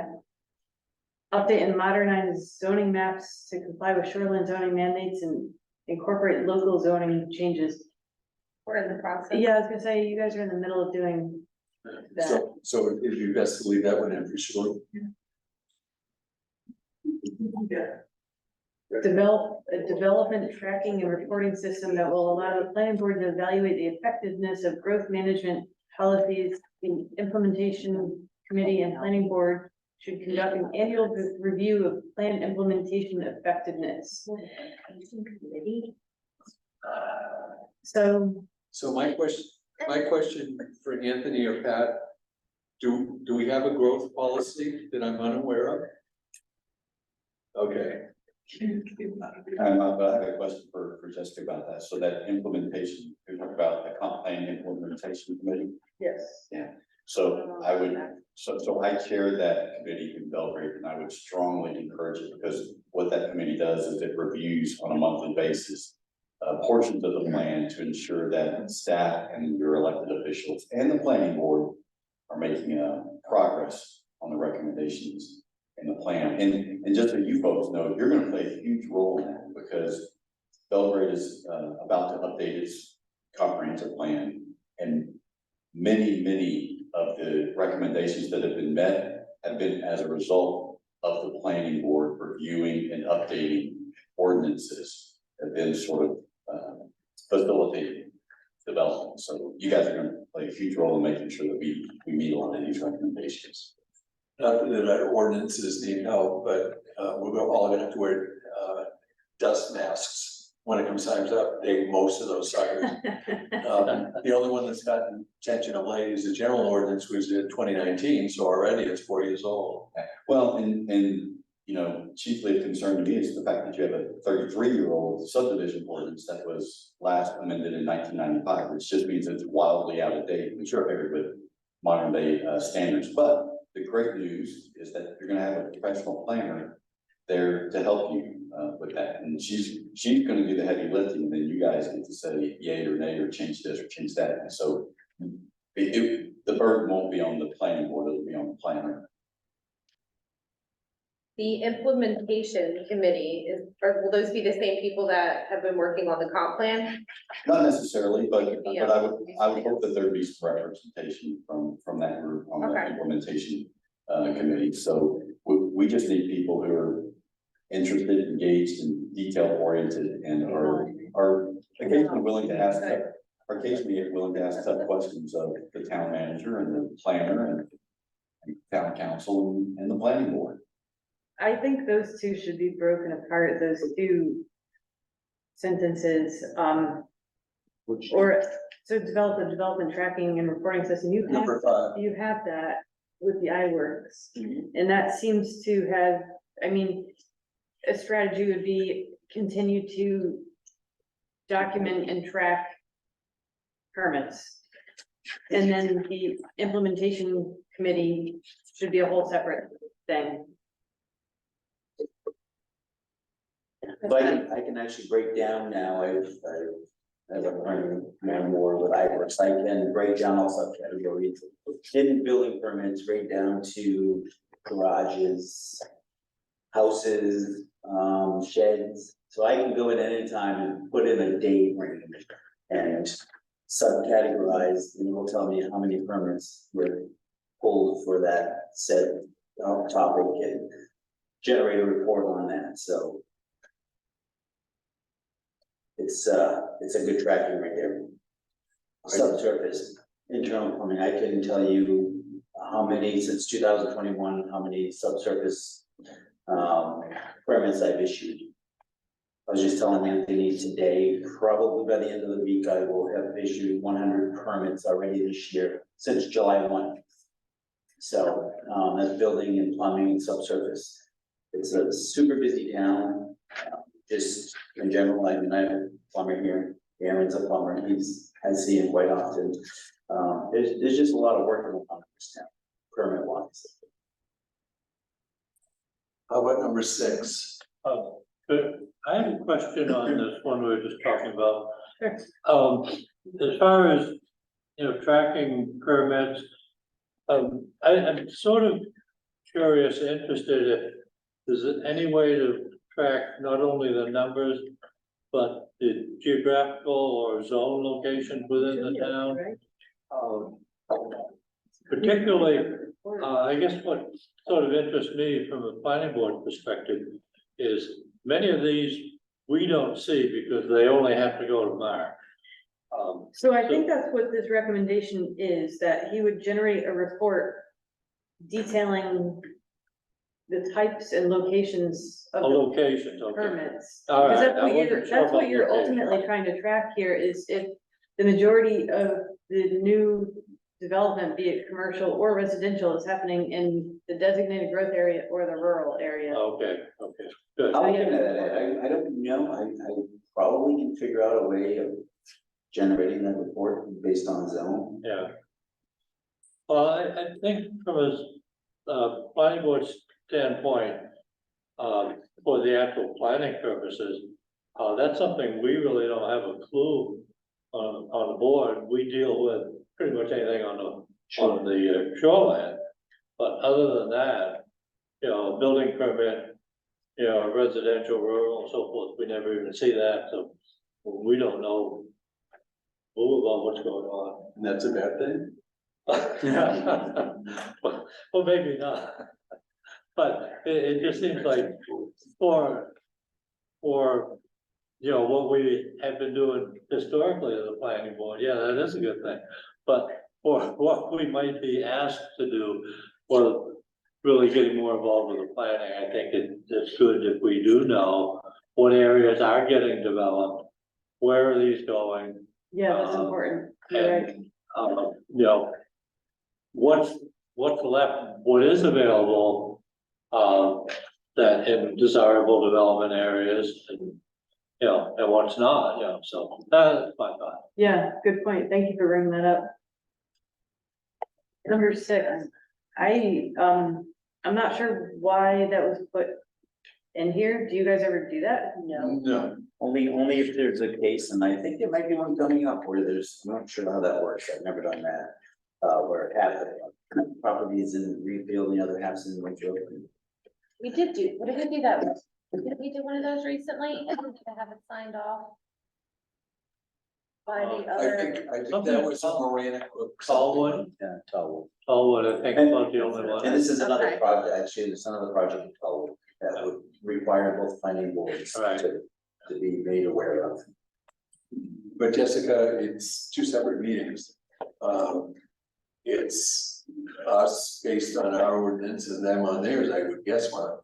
I think you can actually meet jointly. I would have to talk to Chip out there, their code enforcement officer, to see how that works. Because I've never done one, but it sounds like, the gentleman's name is Jim Sheehan, and he's looking to build out there. where he wants to build is actually mostly Winthrop, and to get to the lot is retail, so. But that wouldn't require, that's only under certain circumstances, so this is saying meet periodically with the planning board from, I don't see the, There hasn't been a need to this Okay. point. I'm gonna remove that if you guys are all okay with I think that. that's okay. I think it would be a very specific need. Yeah, I agree. So recommendations to direct growth to growth areas, work with the Winthrop Utilities District to develop a plan and financing strategy to extend sewer, so this is like a no-go. It's not It's a realistic. slow though, that's for sure. Replace with the grant thing that you guys were talking about, right? Yeah, I mean, generally speaking, if there's a grant anywhere for anything, and we've got a brand new body with her magic wands, then, you know, she could look into, village rehab, sidewalks, whatever. She could look into money for sewer expansion, I suppose, but yeah, but any grant probably is not gonna cover very much of that, Right. but we'll leave it in there and okay. we'll cross that part out. I just wanted to comment on that, is my way of thinking, well, Winthrop Utilities does both sewer and water. I could envision that where the expansion of water is much more affordable than sewer, that there are possibilities that areas we might want to at least highly encourage the expansion of water for development, and then possibly with reduced lot sizes with the newer septic systems with public water, that would make it, I think, maybe more appealing to do a reduced lot size, even though you have to have septic. You know, there may be one avenue where there might actually be some wiggle room. Do you have a thought on that? In my brain while you're talking, I'm going both ways. Even water needs maintenance on an ongoing basis. There was public water, not sewer, out at the end of Case Road years ago. And the utility district paid for drilled wells so that they could get all the residents on Case Road off public water. Oh, really? Yes, yes. I And that guess that that was would be a better 30 plus question years to ago. Dan Wells, talking to Dan Wells, because I don't know the numbers of expanding water, I don't know anything about that. I was concerned about effluent contaminating our lakes, and that was my big focus. Sure. With bringing water, it cuts down development costs, you're right, but you can also provide development, drill one well and put 3 houses on it, because often, not everywhere, but often our wells have more gallons per minute than 8 houses per minute. So, but that's a good Dan Wells question. Okay.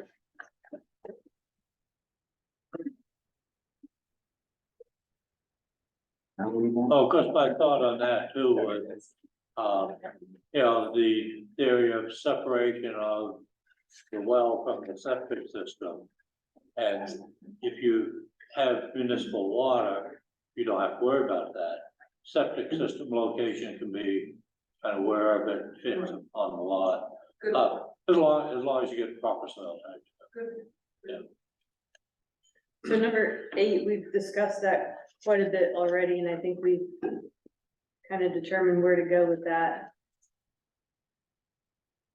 Add or amend performance standards and zoning and subdivision ordinance to accommodate higher density development. We touched on that. I don't think that's, the performance standards aren't the real issue. I think that will get addressed when everything else is about potentially reducing lot sizes, where, and that sort of thing. Is everybody more or less in agreement? Taking it out. I don't know what heat it is. Number nine, figure it out. It's, I think it's gonna get addressed, Anyway. yeah. Yeah.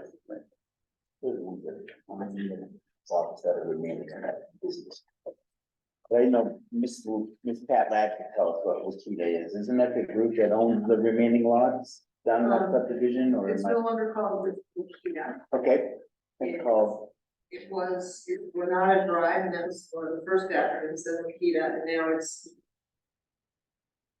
with the Bavarian Chamber, maybe, I don't know what it is. something other than it's not Wakita anymore. But I don't even know what that says, but, what was determined out there is that the 3 remaining lots, because of the DEP requirements there and how much wetland is there, there's so little space to actually develop on, that they almost to be economically viable, have to combine all 3 lots, which is what this solar person is looking to do. Just combine all 3 and make it one solar on the allowable building site. How much space can they possibly have with wetlands? I don't know, that would be a delineation from the main DEP and that's. Yeah, It's, when you look at the map, it's Very significant. more significant than I ever dreamt. And it could be because you've got a lot of clay. That'd be my guess. Think like more than 5 acres? I've never, oh, really? Yeah, Yeah. I walked it and I was shocked at I mean, bad quality of wood. So this previous strategies doesn't sound like it's still a viable thing. No. So I think I had something about encouraging mixed use and small scale commercial in the village area in here already. Work with the Chamber of Commerce and other entities to improve amenities and attractions in the village area. I think I have something like that in here already. Minimize commercial vacancy, that's something that you guys touched on. If I don't have something like that already written in here, I think that's a viable strategy. What do you guys think? Sounds good. Yep. Okay.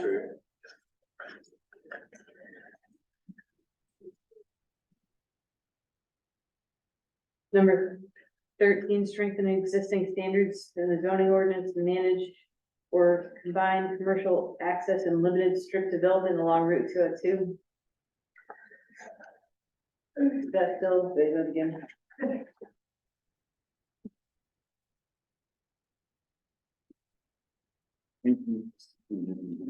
Everything worded strangely. Commercial access and limited. I mean, some of this reminds me of Route 1 north of Boston in Massachusetts as opposed to Winthrop. Ooh, The wording I'm is serious. strange. The- I'm serious. Yeah, I feel like that's definitely not applicable.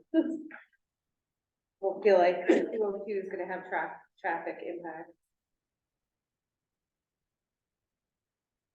so you're saying that's like, Physical and visual impact. Oh. Oh, Limit strip development. well, like, I mean, yeah, how there's not a we- lot.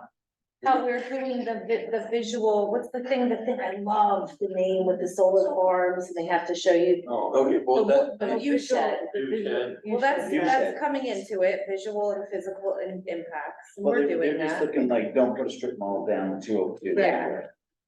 But, I mean, there needs to be some commercial activity, because to me, that's where commercial activity happens. so it's kind of hard. This is like opposite to what? I know.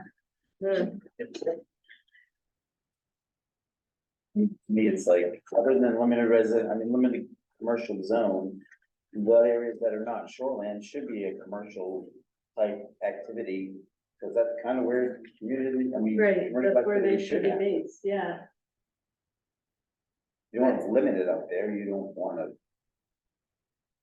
But it gives you an out. Just a buffer, just put a few little buffers in there, build all your stuff you want. I mean, no, a strip. Wanna mall drive down sounds good, but- 202 and not see it. But that building across from Charlie's, it was a supermarket at one time, and it was a Napa, and now it's gonna be vacant, so. That needs to Is there be- something in here that could better fit what you're envisioning? well, it's just my vision, I don't know what the. Well, I think- I mean, there's I think you're, 202 corridor other than shoreline zone and those that are designated either industrial or limited commercial, should be commercial at some level. In the general commercial, because that's where commercial is. I mean, you got Monmouth and you got Winthrop, you got, I mean, Manchester and Monmouth, they have lots of commercial activity on 202, and then we're gonna just say Winthrop's not gonna do that, like. I'm fine with them not doing it. Where do you want, where does anybody want? I don't care if they could go somewhere Where do else. they want, I don't wanna look at your ugly buildings driving in my town. where do you want She to, wants to increase the lot size. we're gonna have commercial activity somewhere. hey, We on a just talked personal about front, I'm commercial. on, I'm I'm on your not side. driving over to Manchester though. I know. But then that doesn't help our tax base. And that's the Correct, problem. thank you. All these Just saying that. utilities, we have a private school district and there's complaints every year about our taxes going up, and that's because we don't have any commercial. Charlie's can't hear it all. Yeah, that's like, all of it is on the backs of the residents. And Yeah. it's just not, it's not sustainable. I know it is. I'm saying, like we did with solar, we said you have to have a buffer. We did a view shed analysis where I don't wanna look at your big disgusting solar farm from Mount Pisgah. And I get it. I'm joking when I say don't do anything, but there should still be some sort of buffer or way that we can make it look better. Yeah, I mean, You there's so know. many towns, you go down into South Shore of Massachusetts, you can't have any neon signs. Dunkin' Yeah. Donuts, McDonald's. Big they're oversized signs, they have to be big signs, low, All the yeah. red colonial buildings, I mean, yeah, you can create an ordinance that makes it so that they can come in, but they have to have some sort of Local facade character to it, like, Yeah. like, to Yeah, that's maintain really it, but. possible. You know, like in Freeport with McDonald's. Right, well, yeah, their whole, That's right. yeah, Freeport might be a little, yeah. what is it? McDonald's. Nobody, Yeah. everybody knows what McDonald's is. So if I reword this, is everybody good with keeping it? Yeah, But do we have to develop something that allows you or the planning board to review what they're doing and? That would be the site plan review ordinance that I brought up Okay. earlier, that would cover Yeah, that. that would cover. it. And Yeah. with commercial activity, I think even in, I don't know my ordinance, I probably should clarify, Yeah. but. The general commercial, a lot of that activity is going to require planning board review anyway. So, So that would kind of generally cover it. They couldn't say, well, I don't see that in the ordinance where I've got to Right, well, I do this mean, and do that. it doesn't exist yet, but that's a recommendation, the site plan review I ordinance, yeah. definitely think that I mean, should be in. every high impact commercial use, That's planning board review. except for those in the areas that they're not allowed. Mhm. So it all requires your review anyway. But we need something in our toolbox to allow us to. Right, and if you had a site plan review ordinance, it could cover things like neon signs Signs and or like electronic signs. Yeah. that sort Or of just thing. building construction. or like we were Yes. talking about that storage, what was Yeah. that place, the self-storage That- place? That's what I was And we thinking were of. talking about all that stuff, I think that guy got upset and he said, forget it. Oh, so long. Yeah, he bailed. No. He accused us of blocking it, and that wasn't true, because the owner, who my neighbor asked me about it, that's not true, I was there. They were trying to help him, but they did tell him, no, he couldn't cover 90% of the property with storage. He wanted a huge, Impervious. impervious, yeah. An entire lot, essentially, that wasn't happening. And then we told him he'd have to go to DEP. And he thought we were just really blocking that. But Anyway, that site review you're talking about. he told Barry that, he said, well, Barry asked me, he said, don't you have to do that for him? He said, well, yeah, but I thought up here, you know, it'd be a little easier. You know, probably better. So 14, amend permitted uses in new residential and commercial districts to permit more growth. I don't know what chart it's referring to, I never, that wasn't. Is this the Oh, car? below, yes, sorry, it was cut off on mine. Permit more. Pat, do we need to consider easing up for people on, they wanna grow a business in town? I don't know that we roadblocked any, well, the only one is for Barry, but he wanted to have lot sizes that weren't permitted. The only rumbling on here is a grease trap. Yeah, then there's nothing I can do about it. Right. I'd love to be able to, The only. I hear about that too. What was Yeah. that? I know in Common. southern Maine, they use what they call an inline that's kind of automatic, that's the only ones they allow, and we don't allow them at all, or utilities doesn't allow them at all, so it's kind of reverse of. I mean, essentially, this grease trap, which is probably the answer, if it clogs up, it shuts the water down, so. To me, that's the answer that he needs, because. And it's a lot less money, I mean, yeah. It's a lot less money. You have to, yeah, Sorry. go ahead. So why don't we allow Dan Health doesn't want them. That would pollute the sewer. They wouldn't, because, again, if this grease trap Whatever. plugs up. In the absence of, it would be a problem. Down at the mall, periodically, we've had to do a power flush from the main sewer line because of grease from food folks infiltrating into their septic site. It does, it happens. Yeah, and grease is like, arteries. They get all plugged up. Like It's- artery plaque. Yeah, it does like the out, and it just builds and builds and builds. So grease traps actually are smart. He's talking about a specific type of grease trap.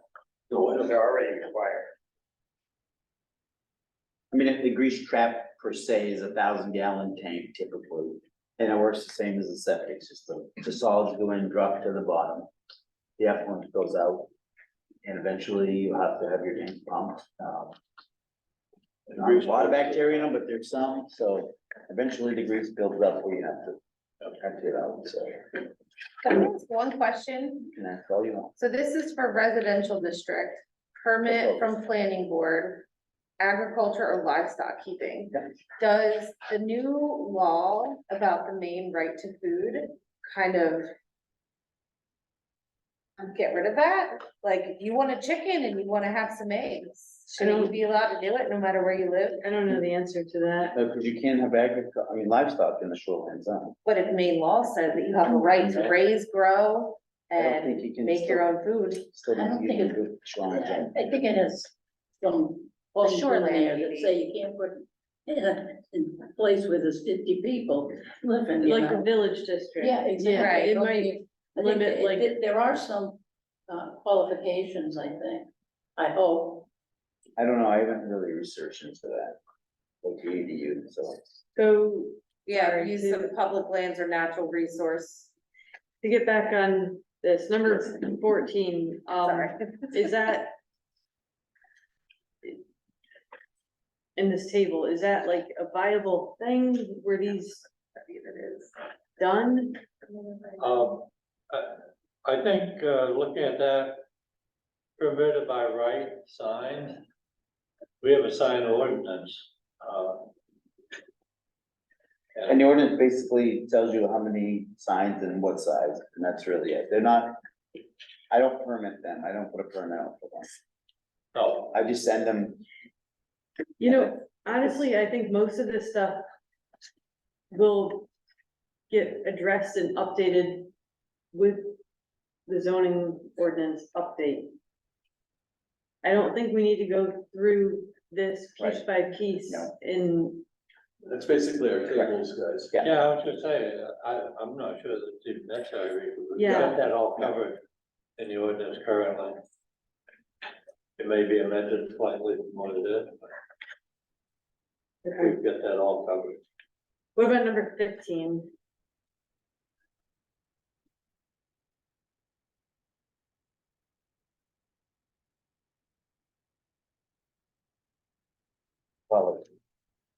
well, I said, how.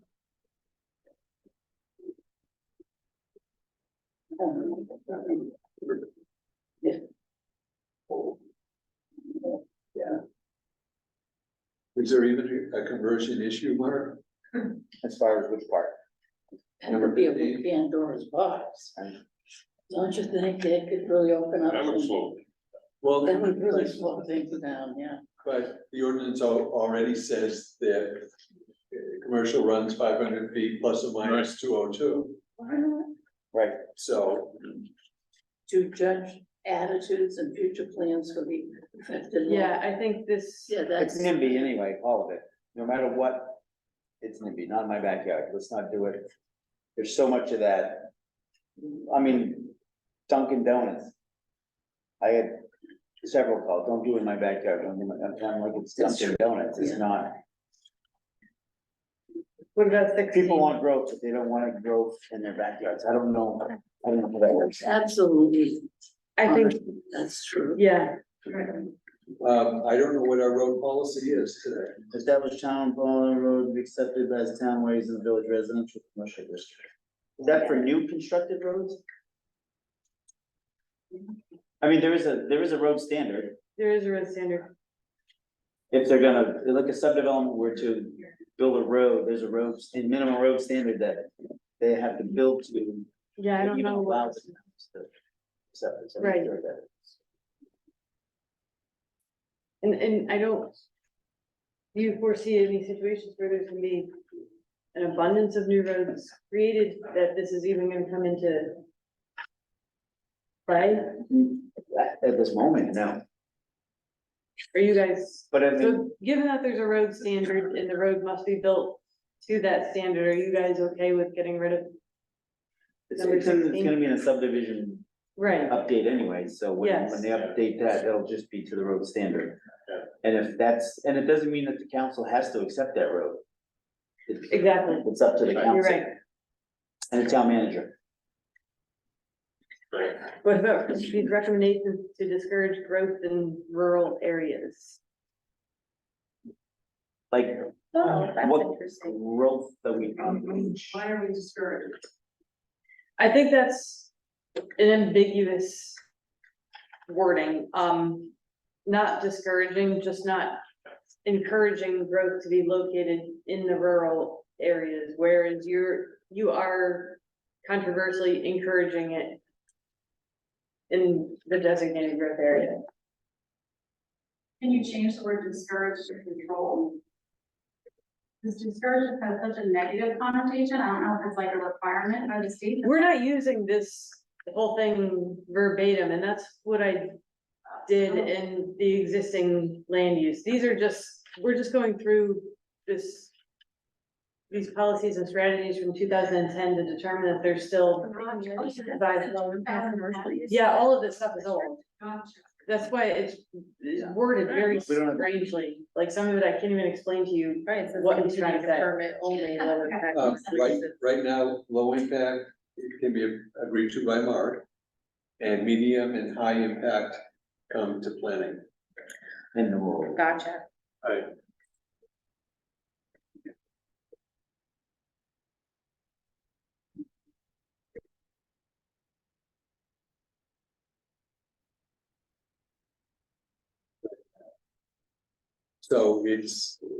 So it is permitted in rural at the other levels, but it has to come before the board for Gotcha. review. Okay. Right, it'll be conditional use permit. Right. Right. CEO permit. Yep. What about 18, continue to cluster housing provisions in the current zoning ordinance if they are not used, consider making mandatory insert, I don't know that that's even illegal or Well, even legal. Well, the one provision in cluster in the ordinance as it sits is that it has to be connected to public utility. Right, but this is saying consider making them mandatory in certain areas. I don't know that, You can just, you cannot, I mean, you can make it so it's not, or they have to follow provisions, I don't know how you would do that. yeah, I don't know. Maybe You it's can't really useless to force have them it in into, there. you can't force them into a spot that is not allowed. It's- Can we make Amazon build a big warehouse in town? That'd be good. Ooh, 1 day shipping.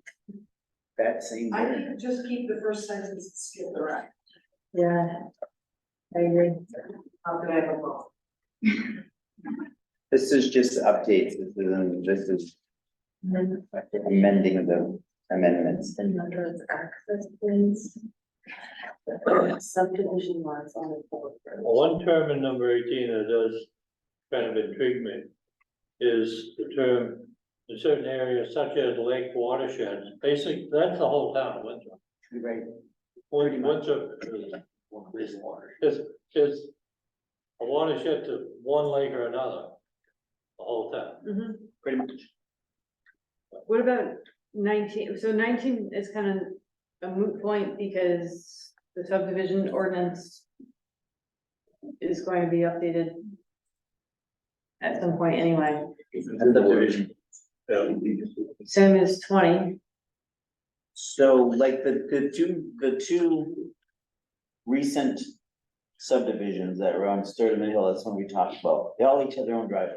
So wouldn't that kind of be conflicting on that statement to limit access points for a subdivision? Or are we talking that subdivision that's entirely on lot? I think it's talking about the subdivision that's got its own subdivision road. Okay. I think. Well, the Sturtevant Hill subdivisions all have sufficient frontage for Correct. They have a good view. single lot anyway. So develop and It would be implement. hard to deny that. Right. 21, develop and implement an open space plan. That's already a recommendation, which will identify critical resource areas. The Conservation Commission working on that, aren't they? Yeah. So that's Like the multi-town. right. So I'll reword that and keep it. Pat, any open space plan?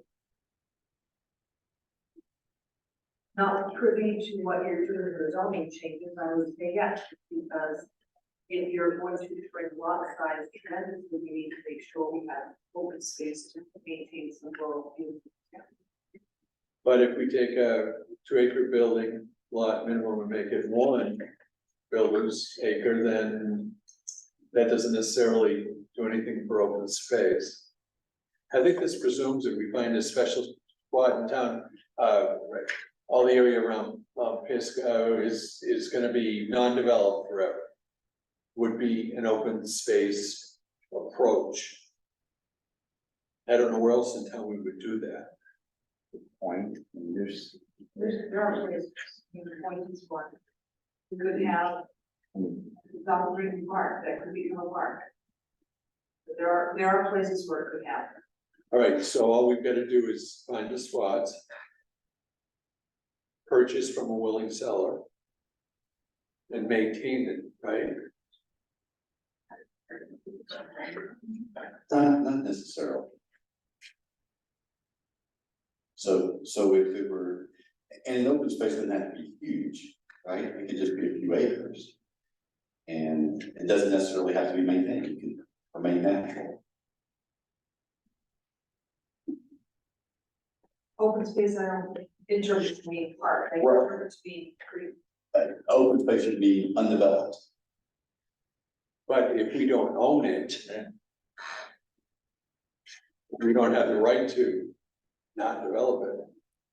That's my concern. The plan can also identify areas that if they came up for sale, they would be ideal for preservation, whether it's through the town purchasing them or working with the Kennebec. Land trust. Yeah, that like easements, that sort of thing. And I see that as much more viable. I mean, it's hard for me to imagine we start spending tax dollars on purchasing open space when there are other needs that must be met, like improving roads. That would give us a new town council right quick. Do we not own any place that we could do something like that in town? Does the town not own a spot that would work? The only parcels that we own are foreclosed parcels that are mostly nuisance properties. And so Mark might be aware, but I'm not aware of any large parcels or sizable parcels, I guess we should say, that the town owns, so it's not input to some sort of municipal use. At this moment, no, I mean, they're all. There was a library parking lot, which actually was a combination of 2 houses. two houses that were in sad shape that got knocked down and combined, but that's the only thing I can think of recently. I know Went towns from have done private that. to municipal. But that, you know, that's not like an open space, obviously, so. Right. You know, I keep thinking here, we're talking about maintaining the rural atmosphere here in Winthrop. And if you shrink a lot down to 1 acre, it's gonna destroy that. How many houses do we think are gonna get built here that would actually destroy the rural nature of the community? Who are we talking? 10, 20 a year or more? Don't know. I know. It's hard telling. I can't imagine you're gonna have 500 houses built here in the next. 10 years. I don't think it's just a 10-year plan though, if you really, I mean, this is, Well, you can change it. Well, when you All do of a it- sudden they come in and wanna build 1,000 houses. could be too late by then. And then you have private developers bringing out your The next sewer, 10 your, years before we water. get another plan, well, you think that something. I'm saying, things that you implement now can affect the town, how it's gonna look in 25 years. And Not providing more lots, but They get affect one the big town in industry could 25 years. help. Somebody else. If you want it to be a big, huge developed town, then If an industry Ain't can't gonna happen. even close, eventually it can. yeah. Yeah. Maybe not while I'm here, maybe not while, you know. I mean, if you look at the character of the town of Winthrop, was very high textile mills and now it's not. Yeah. So I think it kind of tends to go the other way versus going larger commercial, larger residential. I mean, Pat, I'm just gonna put you on the spot. How long did it take to fill up your subdivision?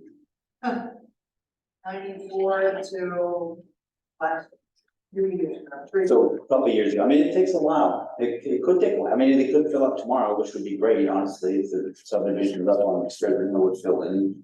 But, I mean, it could take a little while to get these subdevelopments, you know, I active. think you need to be cautious about how you word things, because we are seeing words that were in the 90 plan brought to the 2010 plan, and some of them are cut and pasted into this plan. So be mindful of what you're putting in the plan, because in 2040, it may get carried over, so be mindful.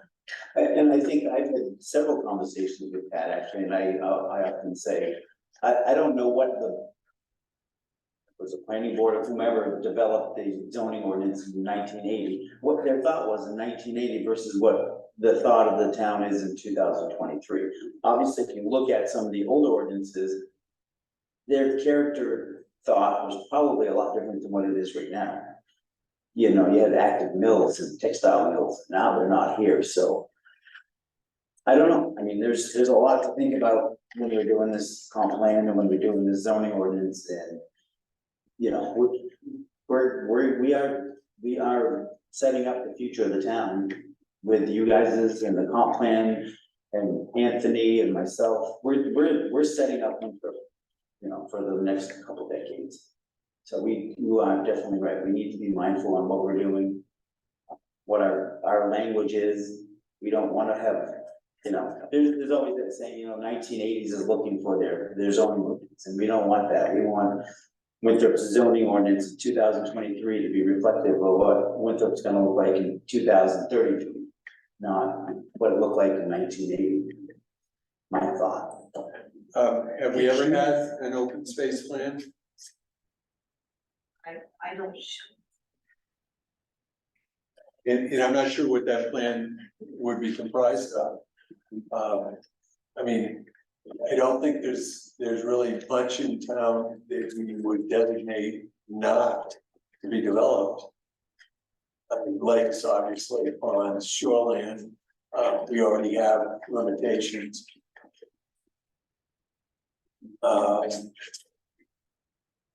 In the absence of solar, I think we'd have a pseudo open space plan, because nothing happened on those properties for forever. So an open space plan would just be an idea of how to use that open space in the future. It could be trails, it could be, one of the things I discussed with I think it was the Conservation Commission was, possibly mapping for vernal pools, significant vernal pools. That sort of thing. I think having an open space plan is important to preserving open space, especially if it's in concert with other towns in the region, like has been discussed with Manchester. Okay, I don't know what's happening with Manchester, one way or the other. I just, Are you, I don't know what that plan would look like, I guess is what I'm saying. I can send you some examples, if that's like what you're looking for. I can't think of specific examples off the top of my head at the moment.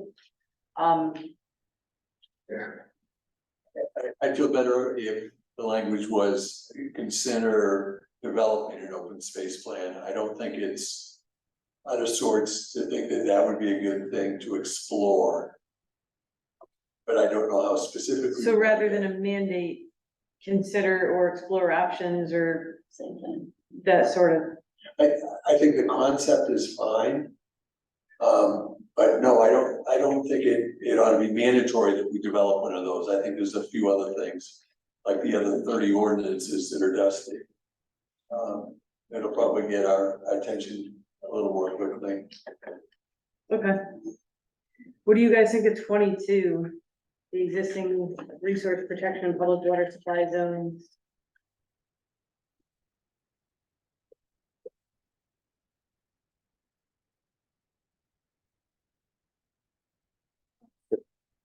The 22 existing.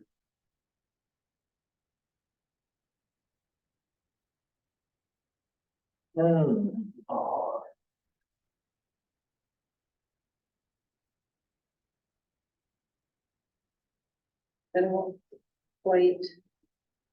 The existing resource protection public water zone and the Mount Pisgah Conservatory areas are considered critical resource. The thing include the resource protection and the public water supply districts, as well as Mount Pisgah Conservation Area and the open space land, or within the.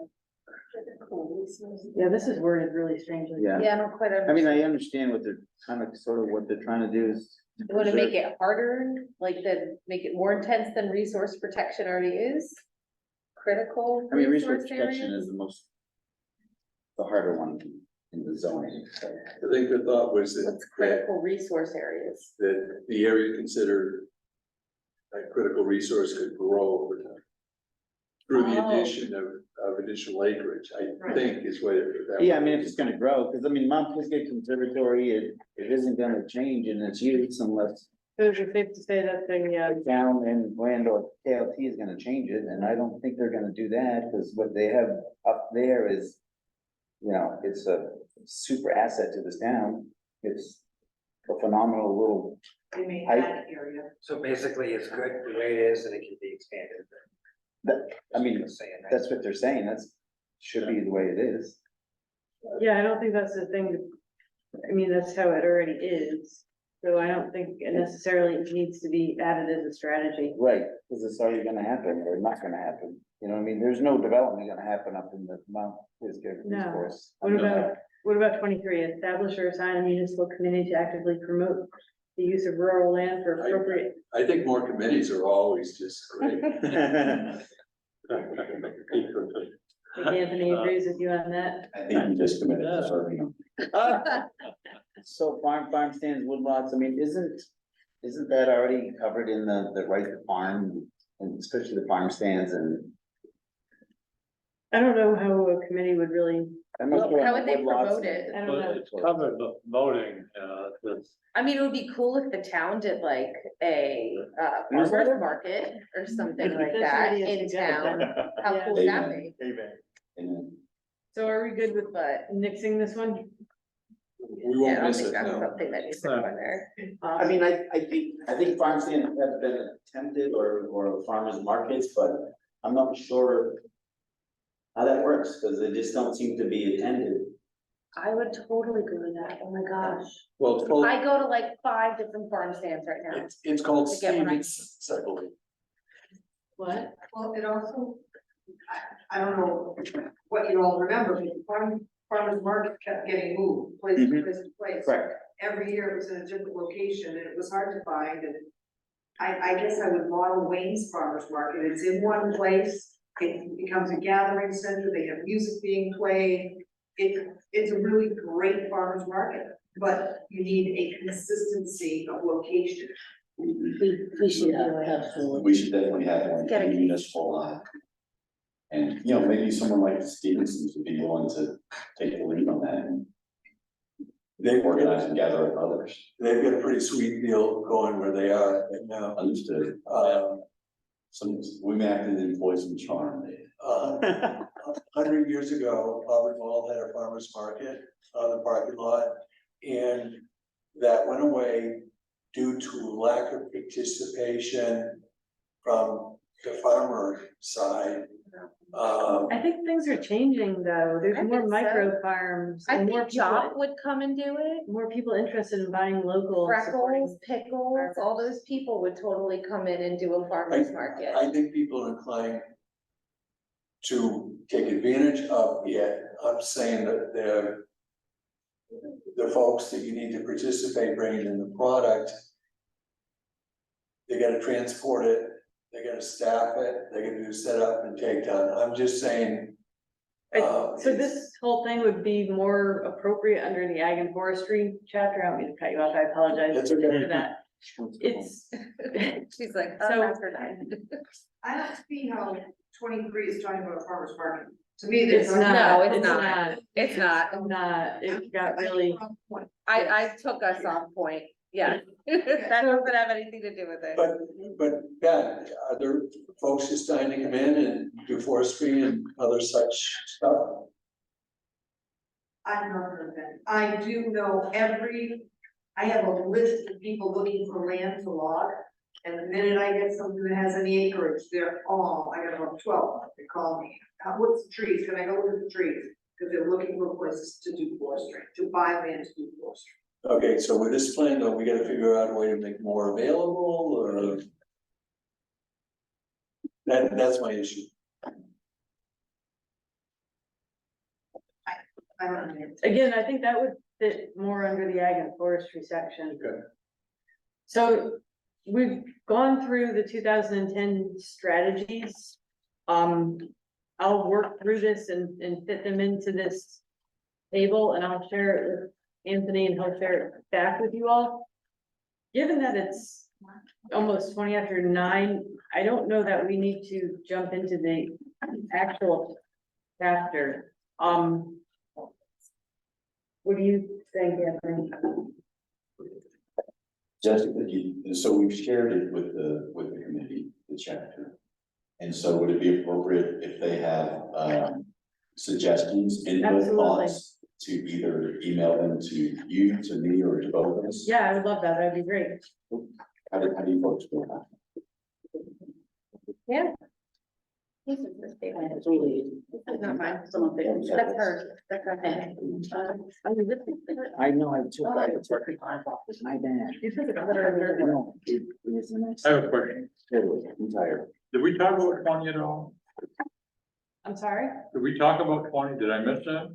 20? Or did we skip it? Amend the subdivision ordinance to discourage town acceptance of private roads in the rural area. So that's gonna be governed by the subdivision ordinance update, which is imminent. And town acceptance of private roads is covered under, the town has a, what is it called? Basically, a road policy. Road standards policy, yeah. So there's a road standard that has the road, in order for the town to even consider accepting it, it has to be built to this standard. Right. And if they're not, and it doesn't even, if they do build it to the standard, doesn't mean the town has to take Understand. acceptance This of is that. stating just the opposite. Yeah, that's It's all, encouraging it. Exactly. But, yeah. Having lived on it 12 years, that's mean. that's just mean, Plain mean. all right, so they can reword it so it doesn't look that way. That's- But not in this. It's mean. Because it's gonna get covered. And updates to other existing ordinances. What Mark just said is more reasonable. What Mark just said is more reasonable than what this said, Yeah, it is. and that is have it up to standard for consideration. Yes. This says no consideration. Again, it's even fully implementing your road to the standard of the town doesn't mean. I don't know if it goes to Matt and Anthony, then they consider for, but. I would imagine that's a council decision. And it is a council decision, for Right, sure. it always has, I just don't know how that process works there, other than. again, from this perspective, this is me. And I think Matt's gonna at least have to see that the road is built to that standard. Absolutely, and I support that wholeheartedly. It's also contradictory with other stuff in here. Anyway, is everybody good with this? We've had our fill, thank you. Thank you, as have I. Thank you. All right, thank you all. Oh, I gotta do our wall. Oh, do you have that? Are we going to? CEO update? I did have, We good? we talked earlier about subway building coming in with some, single bedroom Apartments, apartments. 12, parking. And there's been talk about the manor becoming a Oh, recovery, Bailey Manor? no, What the manor? manor down on 133. Recovery home for substance abuse, addictions and stuff, but I haven't heard any more back from that. Subdivision, I mean, the Wanata Drive, I had a couple of calls from actually budding landowners that were being asked about buying land for a solar farm down there. Sounds from Pat, that might be the only viable option for that, sounds like a great spot to me, but that's your guys' consideration. Thank you, Just. Thank you. Thank you all. I appreciate the input and the feedback. I look forward to hearing from Don't forget your water. everybody. Oh, I won't, thank you. And yeah, so that's pretty much the updates I have right now. Minutes? What's next? Minutes from August 9th? Let's see them. I didn't see, I didn't see them either. okay, so I wasn't, wait, what's today's date? I wasn't here, Zoom. so hopefully somebody took some notes. What was it? No, Oh, August 9th was just, yeah, that was I just was sick. yesterday. that was just Jessica Okay, talking about what we went over. yeah, that's, We can. put Current, these on. current land use, Yeah. basically. do you want me to make one for August 9th and just say Jessica, So she talked about. who was here? I was, current land use? Is what you went over, or the Yes, yes. current land use, Existing land. Existing, thank you. existing? And that would be the central. minute. So I'll make some minutes She up, opened Yeah. the changes that. okay, And if, oh, thank you. yeah, not that it matters to all of you, but I mean, it could matter to you, there's a kind of a new format, Anthony's really pushing to implement. Which- Sounds like Jamie likes it a The one lot, everybody got. it's So the we're in. agenda, it's the way it's gonna go. Things could change a little bit depending on how Dawn wants to look at things, but Deb is open to.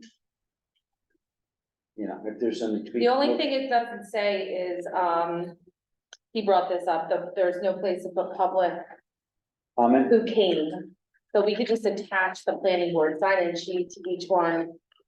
I don't know that it or matters log on, it. Does it need to be?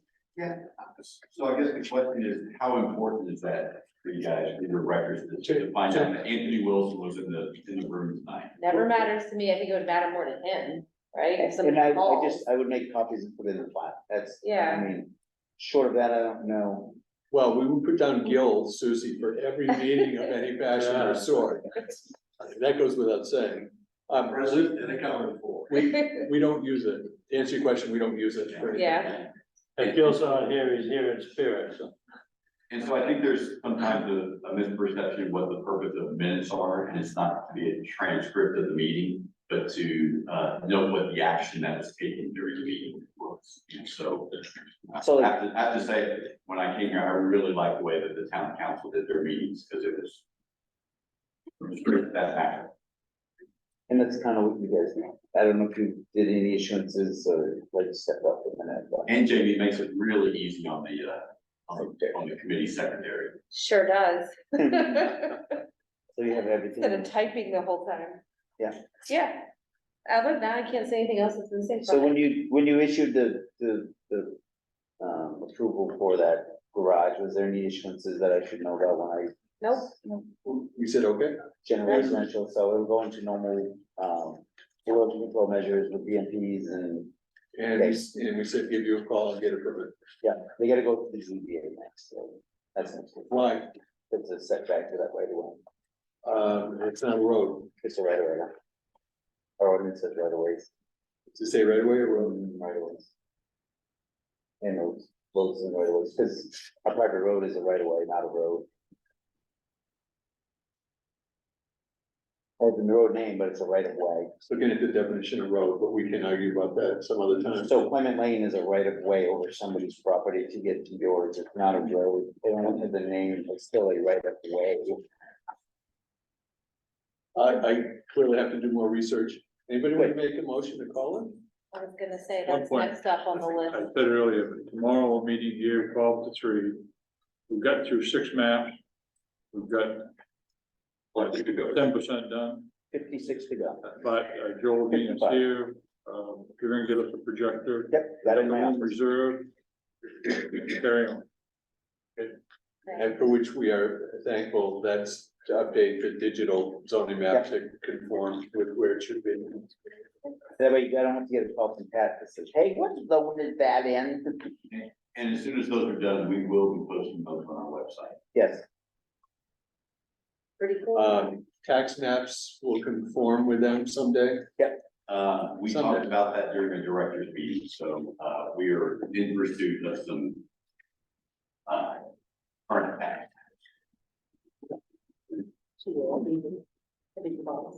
We're getting there. Will we adjourn? Second, Second. I love you so much. with all my heart. Oh, Rick, Ed, all in favor? Thank you all. we can go. Thank you, Joe. I do All right, Dan.